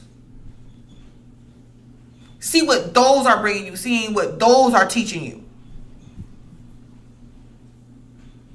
And that might even look like, let's say it's not romantic. It could look like you, just getting around new experiences or seeing what that is. It doesn't necessarily mean you're going from one person to another. It doesn't necessarily mean that. Because your surroundings might be, listen, we learn off of our surroundings culturally as well. What we learn, period. You can't, sometimes, I've learned so much. Like, people try to figure out how I know as much as I do. Like I told you, I have researched, I have looked up information on my own, I have taken in stuff, I have learned off of other people, clearly. If I would not have expanded and opened myself up to starting a YouTube video or channel, I would not have met the astrologer that I learned more stuff off of, to what puts me on another level that maybe some other people ain't even on. See what I'm saying? Like, if I would have stayed in that little place, in that little bubble, I would not have been opened up to the people that I know, the information that I know, who knows me, the world that it introduced me in. Knowledge is power, okay? And we learn off of other people. So detachment is the name of the game. And the type of stuff that you're going to start experiencing, and what it's going to pour back into you, you pour into it, it pours into you, you manifest stuff through this, okay? You manifest what you want. It's going to be financial, it's going to be currency, it's going to be coins. Like you can Virgo is one of the earth plant signs, so you manifest through, you can bring stuff into your physical existence that you actually want, and experiences that you actually want to have, or don't disregard the ones that you did have and what it shown you. However, we got to clear some things, and we got to get to the point of where you say, this is who I am, this is what I want, This is how I express myself. This is how I'm going to express myself. This is how I'm going to show up, because this is me individually. What is that? Not what your partner is, not what they're interested in. Practice doing this, and even practice doing this. You don't gotta become them, they don't gotta become you. Detachment is the name of the game. And in that process of detachment, how do you hold up? But the thing that you gotta really understand is removing those blinders off of what that is. We not digging no grave. You ain't covering yourself up in the dirt. Nope. Because guess what? The moment you do that, that's the moment God's gonna come and dig that dirt up and meet you in the casket. Dead. We're not gonna do that. Okay, so I'm gonna come back because we got other transits that we're gonna cover. All you need to do for right now is get clear. We need your intentions to say, identify what this is about you, what you really want to do, like who you really are. We're going to get clear on that. And have your space and put space in between stuff that takes away from what that is for you. That's it. Drake don't gotta, seek revenge on LeBron. Don't even worry about LeBron. Get that freaking tattoo removed. Drake, get that tattoo removed. And say, you know what, LeBron? Forget you. Go over there and dance to Kendrick. I got better things to do. And who knows? One of these days, LeBron might come back around and reconnect with Drake, and Drake might be over it. You know why? Because he's not spending time holding grudges on the man going over there dancing to Kendrick Lamar. He ain't holding grudges. He don't care. He's got this new life going on. He done met somebody else, and he not getting them tattooed on his body. He just met him, and the person is showing them all this fun stuff to say, oh, wow, this is how this works. This is how he might need to go talk to somebody else. Go talk to Tyler Perry or somebody. Go be friend. You need a production company, Drake. I will tell you that. To where you can make movies, make shows. We see him trying to enter into that realm, but no. We need him to direct it. See what I'm saying? Quit being scared and go dive all the way into that. And then guess what? You can help the other artists. They can make their own unique songs, and that you can feature on, take it old school, but then new school. How back in the day when they used to have soundtracks to the movies. That's what he needs to do. We see him kind of stepping into that, but people ain't getting it because you need to drop what you're doing altogether, and you need to step over into that realm. And guess what? It's going to get supported. People are going to be like, wow, this is what he should have been doing all this time, because this is who he is. Instead of us seeing him play, put on this next person and be them because you want to establish a relationship with them. No, that's not who we need you to be. All right. So I'm going to stop there. Like the video, subscribe to the channel, because I'll be back. Hello, Sagittarius. So what is going on? We are back for you in this full moon, total lunar eclipse in the sign of Pisces. We're talking about what that means for you, what you're seeing being released, and then we're talking about what we're seeing you work on September the 21st. That new moon partial lunar eclipse in Virgo is going to kick off, and this is what you're working on, and this is where you're starting fresh at. And this is what we're doing. Yes, you can look at your sun and your rising sign, and you can also check out the intro to kind of see what I said leading up to this, changes that's being made in the signs, and so forth, so on. For you, you have this playing out, because remember, this full moon is meeting up with Saturn. So this is nothing new. The culmination of how everything is playing out is things that we already seen, that we know that the changes are being made, and it's being there present for us for a while, for the last couple of years, And this is in your fourth house. So this is in your fourth house of home, family security. And this is security within self, but not only security within self, financial security. Because, and emotional security, but financial security is there too. Because, you know, we speak about purchasing homes. When we speak about family costs. When we speak about our security, we're doing things to increase our levels of security within ourselves. And we definitely talk about emotional security. A lot of times being unsecure or insecure, it plays on our emotions and our foundation. We talk about the whole foundation and the setting of that, the setting of the foundation when we talk about the fourth house. And something you could be letting go of. Some of y'all, you might be letting go of a home.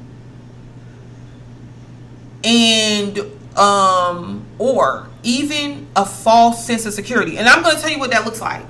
Because, see, this is here's where we get real Sagittarius. Because Sagittarius, this is the only thing that you needed to do. You needed to realize that you don't have to hide behind these false sense of securities or these fake security. And I'm going to tell you what that looks like. Some of y'all are, or some of y'all were, because if you look at Sagittarius, you look at it, what it represents. It represents religion. It represents groupthink. It represents, you know, the universities and knowledge and, you know, and moving, operating, fitting in with the people. Yeah, that works up until it doesn't work anymore, right? Why wouldn't it work anymore? We changed ages, and when you see you have reincarnated or incarnated into Earth at a time to where you representing the sign of Sagittarius and what that looks like, does it fit in with the old energy that's here? So what does that mean? So you could be the Sagittarius where your family dynamic looks different from the typical or traditional family dynamic. Your partner looks different from what that partner is, what that partner does, whatever. It might look different from the typical traditional route of people. I have seen in this lifetime a lot of Sagittarius women that could have struggled with childbirth, either didn't have children, there was an issue there, or waited and decided, or maybe even consciously decided that's not something for them. Maybe struggled to have that one, or was like, well, I had this one, it wasn't done under the right circumstances, so I want to be careful about how I move forward. You had some men that were like, okay, well, you know what, I would rather be free to explore different experiences. And what happens is you could have put yourself in positions to where you didn't do that, you didn't honor that, and so you got yourself stuck and just made things worse. And you could have decided, okay, I want to choose to go this route over here. Then you have some to where you decided, you know what, I feel like I can have more experiences and more good experiences, more whole experiences, settling down and raising a family, and then you got people judging you for that. So whatever the case may be, let's just put it this way, whatever you're here doing that provides you security, that is true for your life, you have got to shed, and you got to be willing to let go and release what that looks like. What it looks like, what you thought it would look like. And I'm going to tell you, wherever Pisces is, that's a blind spot. And so for you, the reason why you couldn't identify what that was is because you really didn't know it. You were so caught up into this freedom thing, and excuse me, into being free and not defining what this was. It put you in a series of experiences that you weren't really able to work on your security. You weren't really able to lay those foundations. You weren't, you didn't really look at the dynamics of those and how it plays out and all of that. But we can't be stuck in the woulda, shoulda, coulda, right? So what you decided to do, or what these energies in this fourth house is showing you, is now where you want to really focus on your security, family security, financial security, all that at once. and starting with what makes you feel secure. And you know what? The thing about it is you're really being present for this in ways you've never been present for it before. You're really being, and you have to set these guidelines for what that looks like. So you got people that want to come in and they want to be part, maybe be married to you, be part of the stability for you, creating that security. They might even support you into making you feel secure by supporting what you do, right? In areas to where you lack that security, you were insecure before.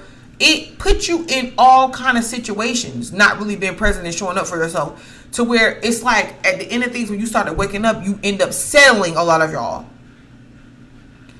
But you see, it's not the real place that you want to be. You see that it's a false sense of security. So now you are waking up and you're redefining what that is. And so it's a lot of releasing a lot of emotional baggage and past emotional, realizations now, but how you ignored those emotions in the past. So the only thing that this is doing is helping you manifest this, because we're talking about Saturn being here in your 4th house. I'm talking about like strong foundational security for yourself. And the fact that you're present for it because you're not running away. You realize that having new experiences doesn't mean that you have to completely drop everything. It doesn't mean that it's multiple opportunities at one time. It's like, choose your couple opportunities, because you know what I'm saying? Like, and then I get it. You know what I'm saying? Like, being a Gemini, I don't like to have just one choice. I need multiple choices. Really meaning multiple ways of thinking. That's really what I need. So how you maximize out the options. So yes, some of y'all, you might take a look at different options. You might decide, I'm going to pick 2 main options, 2 main routes, or 3 at the most, because you want multiple sources of incomes. You know, you want to still have that freedom, but it's still limited. You need a limited amount of freedom. Like, freedom comes, I'm telling you guys, what people don't understand, freedom comes great responsibilities. Freedom, there's a lot when it comes to freedom, there's a lot that you have to sacrifice. We do need certain signs to just be out here exploring their freedom, because there's things that they're learning, but you're not one of them. Because you have to understand that freedom exists inside you already. The freedom that you think that you're seeking is taking you away from the security. It's taking you away from the real, true experiences that you want to have. Instead of a bunch of different loose-ended experiences all over the place, no, you need it to stand for something. So some of y'all are looking at maybe where, certain choices that you made, you're seeing the repercussions of it. You're seeing where it got you. But you're choosing to say, nope, I don't have to settle. And you can redefine what that foundation looks like right now. How you work on it is, we're going to come down. Right? And you are in your 10th house with that new moon. The new things that you decide to put into, so basically your goals, how you choose to be seen right now, you choose to be taken serious. You choose to be taken serious, and you're leaving you want to leave some legacy behind. You want to put what your capabilities are, the max to that. All of that you're putting into the blender, and you want all of that to really show up and pay off for you in the long run, not just for you, but for people that's under you, your kids, kids, right? Because that's what's keeping you motivated. And even if it's not your kids, you could be putting organizations in place. Look, and I always go to Nicki Minaj because, I know active stuff that she's doing. Like, she has this thing that she started to help people, to help pay for students' college, and to help pay off their loans, student loans. She's Sagittarius. See that? She wants to give them freedom. Your job, a big part of your job right now is to give other people independence and freedom. You don't need to have to, you're going to have that but you can't do that until you come from that place yourself. Until you understand that your experiences, you can still have other people, you can still experience that through other people. By granting that for other people. That your freedom is still there. But you need to work towards a long-term goal. Work towards committing to your image, committing to that goal, to committing to what it is that you want to produce. Longevity. That's what you're working towards. You are still having experiences. Nobody's stopping that. You're being present for it. You're developing yourself. And you are working on that. You're making money doing this. That's where the new moon is taking you. The full moon is telling you that you're operating on a false sense of security. You need another security. You need another foundation. You need to start another foundation. The new moon is telling you you're building this brick by brick.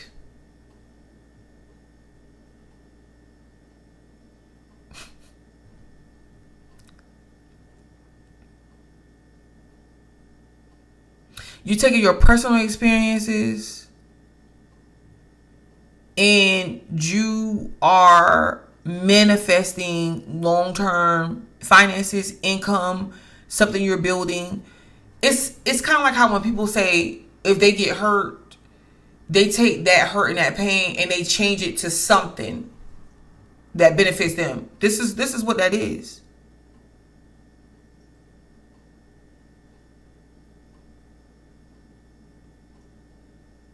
This is what that is for you. And you're changing your mind. You're doing this because you're now seeing things differently. Man, some of y'all are standing up for yourself. And like you're really being seen. But people ain't got no choice. It's what it's doing is people are now being like, hey, you know, like, oh, hey, Sagittarius, like I think you could do this. They're forcing you. I don't know how they're seeing you as like either a problem solver or somebody that, I don't know, you can teach people or you can help them work out something, like you're the answer to the problem or something like that, because Virgo is in your 10th house. But not only that, you have Virgo in your 10th house, but you also have Gemini in your 7th. Okay? Because remember, Uranus is transiting Gemini. And you got Scorpio down there in the 12th. Yeah, that's your pain. That's you transforming yourself. It's like now it's like you're starting to see this stuff. It's like you're transforming yourself. You're transforming others too, without you even really knowing it. And you could get very conscious of this by you doing this, you living your purpose. But like I said, it's literally like people could be wanting, like they could be rooting for you to the way that you change up your image or the things that you're doing, right? They could be actually like, okay, yeah, this is good for you because you're defining what that is. Like, so it's this one Sagittarius that I work with. And very dependable, I will say that. Like and I know he's been called several times to go to the next level, but he doesn't want to do it because he's like, man, I don't know, because you know I sing and I do my other stuff on the side, and I want the freedom to be able to do this. But really, that freedom he wants is trapping him, because him going to the next level, he can make more money, and then it puts more money in his pockets to take money, make money. You know what I'm saying? You preventing yourself because you think freedom. He thinks freedom is in him actually being free with his time to go do this other thing, when really he could still do everything that he said he's going to do and more. Because there's other things that he wants. Like he expressed to me he wanted to buy a home.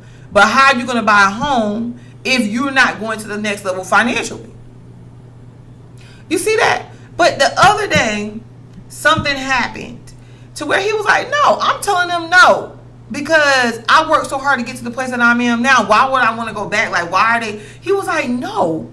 Because they want him to do extra work that he ain't getting paid for or none of that. And he really seen it. He spoke up for himself. And you know what? When he did, we told him, we was like, yo, we proud of you.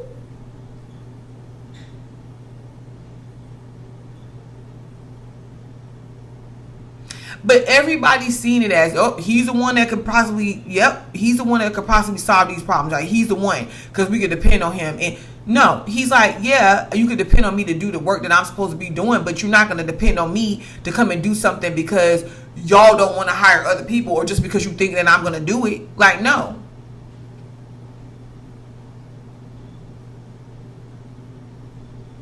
And he's seeing that not allowing himself to go to the next level is actually getting in his way. That's all I'm saying, because I ain't talking no mess about nobody. But this is what these eclipses getting you to see. You're going to see that you're operating off of a false sense of security, and that the place that where you're at, it's like, no, you can see where you could do a whole lot better, and you want more, and you see that you gotta build it. You see that it's gonna take time. You gotta, what is this? Working on your credit? What is this? What is this? Finishing a goal that you had, that you came back to, and that, you know, you possibly could have just been like, oh yeah, I'm too old to do this, or what if I, no. It ain't no too old to do nothing. Okay? That's what's coming around for you. Or if you do feel like, well, you know what, maybe I am, you're retired or whatever, how can you help these kids? How can you help other people, the next generation? Heck, we need people, and they can say what they want. I'm not trying to rub nobody the wrong way, but they do need people in Chicago to help the youth. This is something that I have been following for years, before Trump was even in office. And you know what the sad part is that them kids could be over there taking each other out left and right, and don't nobody blink an eye or say nothing. But as soon as somebody say, no, we about to come over here, we about to clean this up, it's a thing about race. It's, oh yeah, you're trying to come in, you want to act like this, and you want to come and help. No. I see that somebody spoke real to a real situation, because it's been something that's been disheartening for me to me for years, seeing them young black kids over there taking each other out and destroying the communities. Businesses had to close up and leave out of them communities. You got older people scared to come out their house, and they said ever since these changes, you got people pleading and begging. Quit listening to what y'all just hear people say and go look into this stuff for real. You got people begging, being like, please help us. We can't even go out for a walk down the street. My kids ain't even safe walking to school. You hear me? So they need people that is dedicated and that's willing to say, no, we're not standing for this. This needs to change. And anybody that goes up against that, I side-eye you. I side-eye those people. Because it makes me wonder. I'm like, oh no, that's where the real racism lies. When you don't want, when there's people actively, do you know how many kids that's under the age of 2 that's sitting in their car seat, just sitting in their car seat, when one rival or op tries to go up against another op, they just randomly see him out in the street and just start spraying, and the bullets is going everywhere, going through cars, taking out kids, babies in car seats. You know how many times that's happened? And I side-eye anybody that says, oh no, we don't need nobody to go over there and do nothing. Yes, the heck you do. You do. Because it makes me wonder if that is systematic racism too. To act like you turning a blind eye to something, and they coming after the person or the people that's not turning a blind eye to say they the ones that's racist, because you can't allow that system to keep going and playing out like that. They want systematic racism could be when you allow people to take themselves out at high rates and doing nothing about it. Them people that's getting caught, them boys that's getting caught, they getting caught and they going to jail or prison for 2 to 3 years, 4 years, max getting out because they went and they told on another gang member or something like that, or oh, this is how you can find this other person that did a crime, or not even arresting nobody because people scared to speak up and be snitches. So you ain't never too old. But see, what I realize is people don't really want to speak on stuff that's real. They want to sit here, they want to talk about women that's over a certain age and they ain't gotten married yet, or they decide to not have kids because they ain't hurt nobody else. Is what they decide to do. They want to talk about a man that needs to spend $1,000 on the first date. Stupid stuff that don't make no sense. But they don't want to talk. Everything else is off limits. And when you do bring it up, they don't want to talk about the fact about like these DL men that's out on DL and women still trying to date them. Listen, let me get off of here. So yeah, this has been the full moon total lunar eclipse in the sign of Pisces that actually popped off September the 7th. The moon was beautiful. New moon, lunar eclipse, partial lunar eclipse in Virgo. That's what you're working on, baby. Your 10th house, recognition, working on that image, taking yourself up to the next level, getting paid, all that. All right? Because it's definitely helping and working with others too. You know, with everything that I just said. I didn't say it for no reason. Okay, so thank you, Sagittarius, because you liked the video and subscribe to the channel, because I will be back. Hello, Capricorn. So thank you for joining me for the full moon total lunar eclipse in the sign of Pisces. As we already know that Saturn is in the sign of Pisces as well. It went retrograde back into the sign of Pisces on September the 1st. So you know, we got a lot going on. This is just a continuation for you of all things dealing with the mind. And typically, y'all, this is the thing, I had a whole story that I did describing to you the whole identity of Saturn and what Saturn is known for, and the points, the thing dealing with the cycling of karma and all that. And you know what, I just came up to the conclusion that I will be doing videos on my channel explaining to people the changes of the signs, right? Because that's the only way that I'm going to be able to effectively do this, because my camera stopped recording when I got to your sign, and then I like Capricorn, Aquarius, and Pisces all were blank when I went to go pull them up. So yeah, it was a lot. And but the thing that I want you guys to really understand the most with this particular transit, and exactly what you're letting go of, is things associated with your thinking patterns, your thought patterns, your, you know, what you're familiar with. This could be like in your local environment, you know, with your neighbors, with your usual routes and routines, your local environment.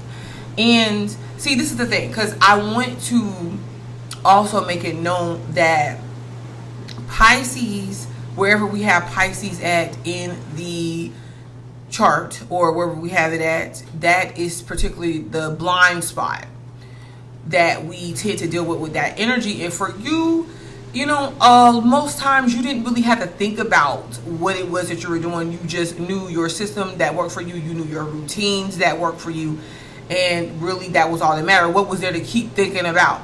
You know, with Saturn, or Pisces and Saturn transit in the sign of Pisces in your 3rd house, this puts you in a situation, a positioning where you kept thinking and thinking and thinking and rethinking about events that took place, even, you know, possibly to the point of where it's like you're questioning if you're remembering things properly. Like, okay, well, this is my schedule, this is what I have to do, and then you're rethinking it or re-going over. So, you know, what Saturn was trying to get you to do is really question yourself. Question what it is, like your perspective, how it is that you're seeing yourself, how it is that you're applying, what it is that you see, new things that you have to learn, in order to make significant changes for yourself is really what was going on. And what is asking you to let go of is limited thought processes, limited patterns of beliefs. We tend to be and act out what we believe, because that is typically how we see ourselves. And there's just so much for you that you've outgrown, that you have overcome. You don't have to keep living out, playing out these different cycling of events, karmic events. This is where you get to actually identify what you find creative, learn new things, apply them, even teach them.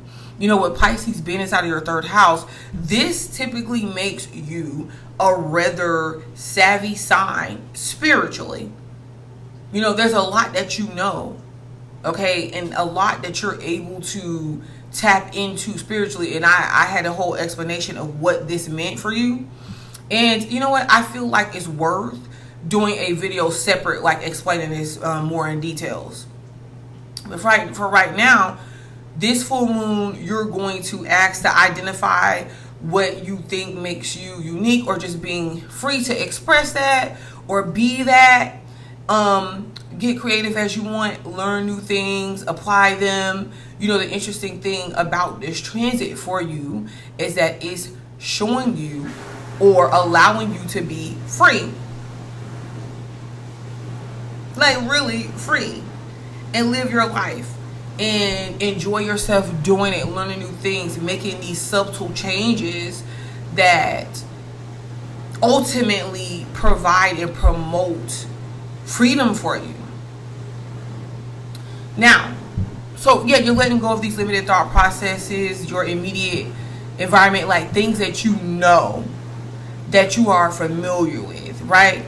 And I'm not saying that it's putting you in just completely different territories, but however it is, you might like look at it like you want to explore something different, have a different lifestyle, have different perspectives and different points of views. This is the way to do it, because September the 21st, there's going to be a new moon in Virgo that's happening in your 9th house of experiences. So you might find yourself traveling, having new experiences, thinking outside the box, moving forward in life in the areas where you felt like you were stuck at once before, and just embracing these changes. And you have so much wisdom and experience that you can offer other people and insight. So thinking outside the box and maybe even looking into different cultural aspects. You have age gap relationships here, but also connecting with people. Like, let's say you're someone that you're in sales or something like that. You may see that you could do better in another place, or reaching a different set of people, maybe younger people. There could be something that you are able to craft, even present. I don't know, some of you guys might be looking particularly younger, but you're definitely looking attractive. I will tell you that, with the way that you're moving now. People are not really used to seeing you just be free and you know, move outside of these limited thought process and just anything. I'm not saying you're getting rid of everything that you have learned, but you're really revisiting this and the way that you think, and you're looking at things completely different. And this is providing you with a whole new set of confidence that I don't think that you have experienced before. But this is the moon cycling of events that's taking place is pretty powerful. Please like the video, subscribe to the channel, so that I can actually come and bring you the planetary insight of, you know, of your ruler Saturn, and like what it's doing to your sign and the changes that it's making and why this is important. So yeah, if you want to, you can take a look at the intro to see exactly how this storyline, or my vision of explaining the changes of the signs and just what's going on a major scale. I tap into some of it a little bit, and yeah. So, and this is for your sun and rising sign. Please like the video, subscribe to the channel, because I will be back. Okay, so hello Aquarius. This is like my second time recording you, Capricorn and Pisces, because for some reason I ran out of space, and yeah, I had to come back and redo you guys. And I made you guys it's so good and detailed. However, I'm running a little bit short on time, so you know, my whole thing was to really get down to the core of how the signs are changing and why. And yeah, that didn't get recorded. So, but for you, this is about the full moon total lunar eclipse in the sign of Pisces, and this is playing out in your second house of self-worth, of value, of property, security, even money. I will put it more on finance than necessarily security, because our self-worth is more about value, properties, what we're purchasing, what we're buying. It's a real practical house. And for you guys, I see you guys getting rid of things dealing with property. Maybe some of you guys are stepping up your value or self-worth to not really deal with certain situations, or just have a different experience on life, and you just feel possibly that some things may not be really worth your time and investment. Even if you felt the need to take this sort of approach in life on, you know, doing things for everybody, helping them out, but at the end of it, it's like, what is it for? Interesting enough, guys, our second house is where we see ourselves practically. It is where we see how we move, and in order to get what it is that we want, and the extent that we go to get it.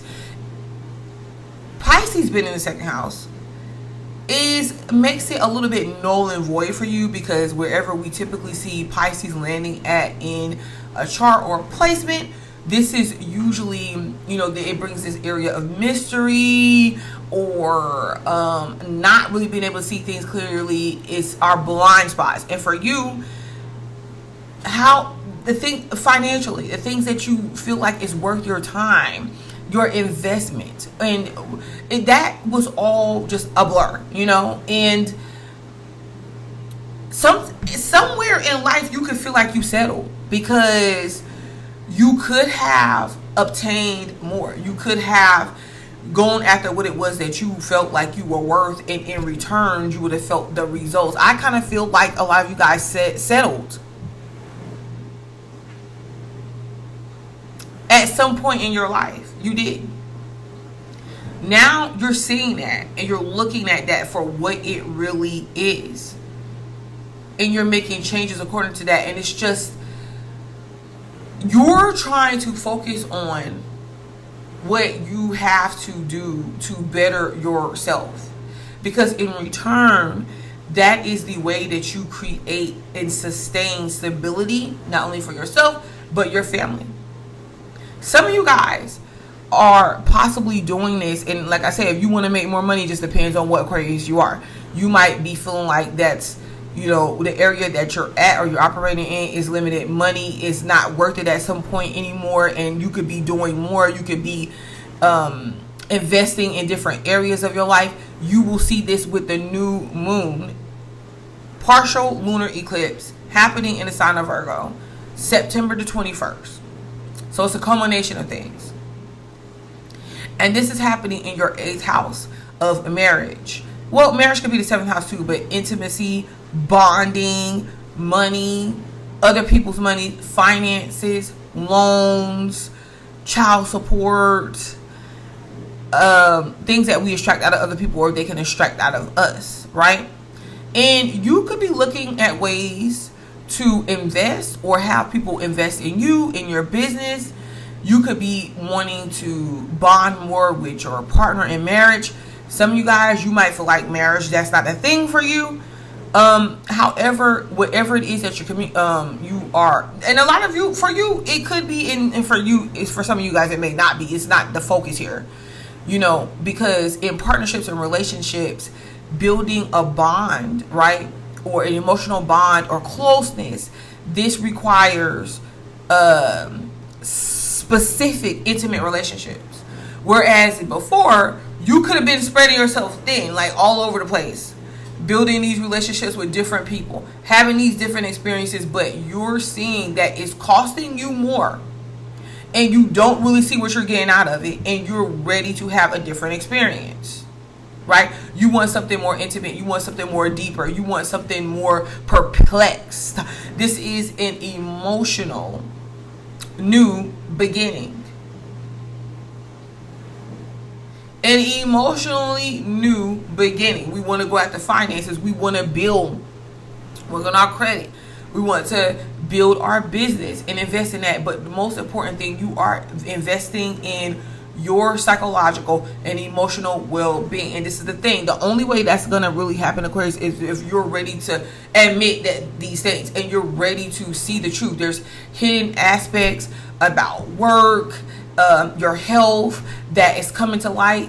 If you're stressing over having the income, the finances, that's going to be too much. I feel like some of you guys could also be withholding your financial situation as well, because you don't really want to deal with people that's using you, especially if you have certain significant Leo placements, right? You don't know. It's like, okay, so do these people truly love me or you respect me for me, or is it what I could do for them or what it is that I can give for them? Because at the end of the day, a lot of times when you guys really, you give a lot and you put a lot into everything, but it's like you get to the point to where you realize that you need, for the truth that you're finding out, whatever's coming to the surface, you need to make significant changes. And then the changes is really kind of seeming out of your control. You've been trying to control this aspect, but it's really seeming out of your control. It's like something pushing you and nudging you to go towards these changes, and it's to the point to where you can't really control it. I already said that, but still, and you can't help it. Every little thing that you begin to find out how life really works, really tapping into yourself and seeing where you've even been cutting yourself or selling yourself short with having true, real, intimate relationships and partnerships, even losing some of those, right? You see how much more important that it is to you. And you want to put your time into that. Wow. And this is what the new moon is showing you, and this is what you're working towards. And you really gotta look at what is worth it for you, because everything, everybody, every situation can't be worth it. It's not. And you're doing it all, you're hanging on to all this stuff in the name of freedom, when really, freedom isn't that easy to acquire and maintain. It's a lot of responsibility when it comes to a person operating freely. And you're going to realize that you do have that. And you can still have that by following a real practical pathway that actually leads back to you. Okay, so you're identifying what that is, because what you need to release is like certain things you're sorting it out, you're figuring out is just not worth it to you. And you want to get to the things that really is causing for a change and transformation in your life, in your emotional life, and your emotional well-being. And you want to go towards intimate interactions, closeness. And it takes a look, you have to take a look at you on a psychological or emotional level in order to identify that, pinpoint that, and make those necessary changes for yourself. Okay, so thank you, Aquarius, for joining me. Please like the video, subscribe to the channel, because I will be back. Hello, Pisces. So I'm back, and just like I told Capricorn and Aquarius, I had already recorded you guys, and for some reason your 3 signs did not want to save, and I didn't get the footage for y'all. But so I'm just because I'm pressed for time right now, you know, I promise the next time I'm going to start with the sign of Pisces first. So I'm getting Pisces, Aquarius, Capricorn. I'm really pouring into you guys, and you know, coming from that fair approach, doing so so you can get my time as well. But right now we're doing the full moon total lunar eclipse that's happening. It took place on the 7th, but you have to understand that these transits really play out over 5 to 6 months. So it's very necessary to just set your intentions and see what these transits are getting you to understand, and bring from the subconscious to the conscious. For you, this is all about you. It is all about you. You are the sign of Pisces. This full moon total lunar eclipse is happening when it comes to you, how you're seeing yourself, how you're showing up, what's going on around you, the emotional attachments to that, and that identity, what that looks like, and just lessons that you have learned up to this point. And what you are seeing is that you have done a lot of supporting of people. You have literally became what other people needed you to become. You've operated in that way for so long. It started to become a habit, and then Saturn started translating your sign, and it became obvious to you that it was too much. It was an unnecessary strain put on you. You were, at the end of the day, involving yourself in these situations with people in life, and then really not getting what you felt like you should have gotten out of the process, what you really needed. And it's requiring you to make changes, right? All of this is coming to a culmination. And at the end of the day, now you're moving forward and you're expecting returns. Returns for your investments, returns for your time, return for your support. You're letting go of a lot of stuff, Pisces. You're letting go. Some of you guys are letting go of things that you have held on to, that you have experienced, and other people didn't understand that you experienced. They didn't know the impact that it had on you. Another thing, so people might be claiming and saying that you're playing victim. I'm not gonna lie to you. They're gonna be looking at it and say, okay, well, yeah, Pisces is just playing victim. When in reality, no. You are voicing and expressing your concerns and your hurt and your pain, being associated with you, your lifestyle, who you are, what you experienced when you were younger, that led up into you in significant choices that you have made now. And it's not for nothing, you know. I just think that people are not really used to hearing you be this vulnerable in the way that you are about yourself. And the growth that you have occurred over time is something to be congratulated, I will have to say.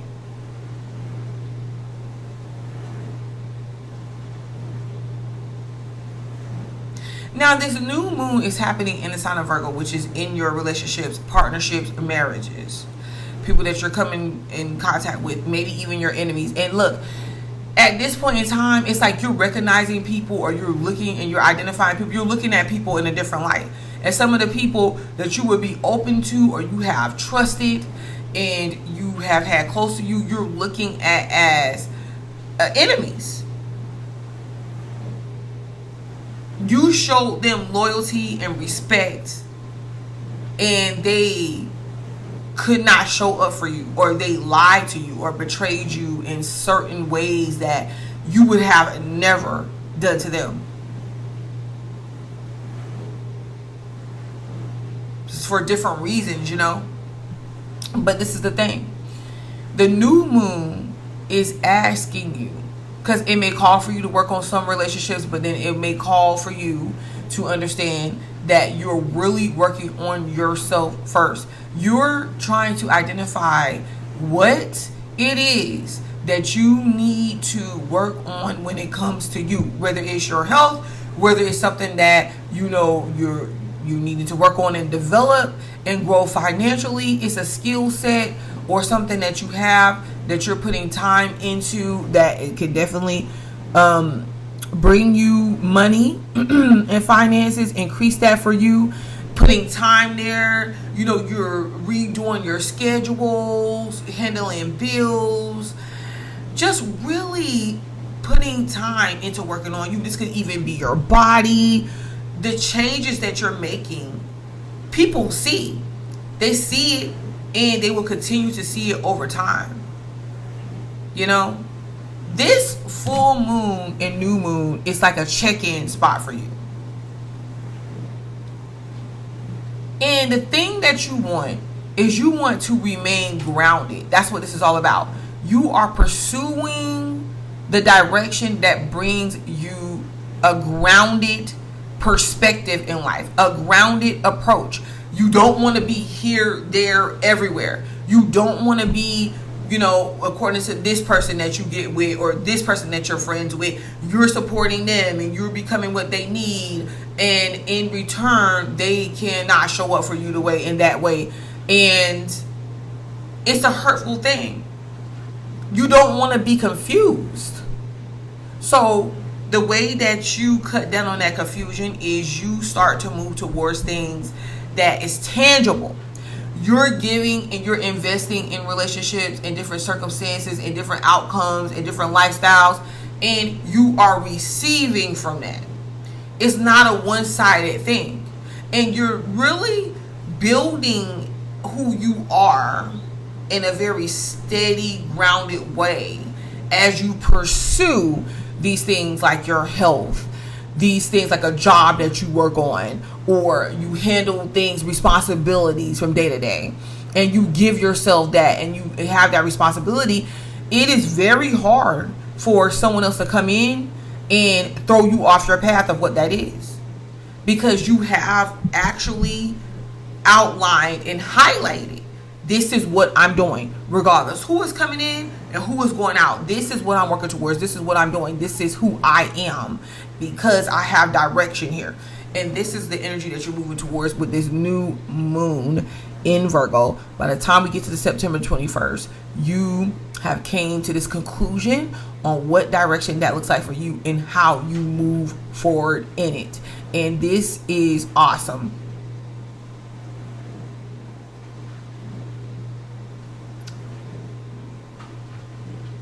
Wow.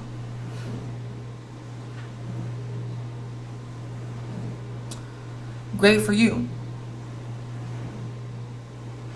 And it's no matter how much you have your emotions, how you feel, what keeps you on track is what it is that you're producing, that you're practically producing and you're working towards, and you're building, and you're seeing you reap some sort of benefits, and you gain from this, like from what it is that you're doing.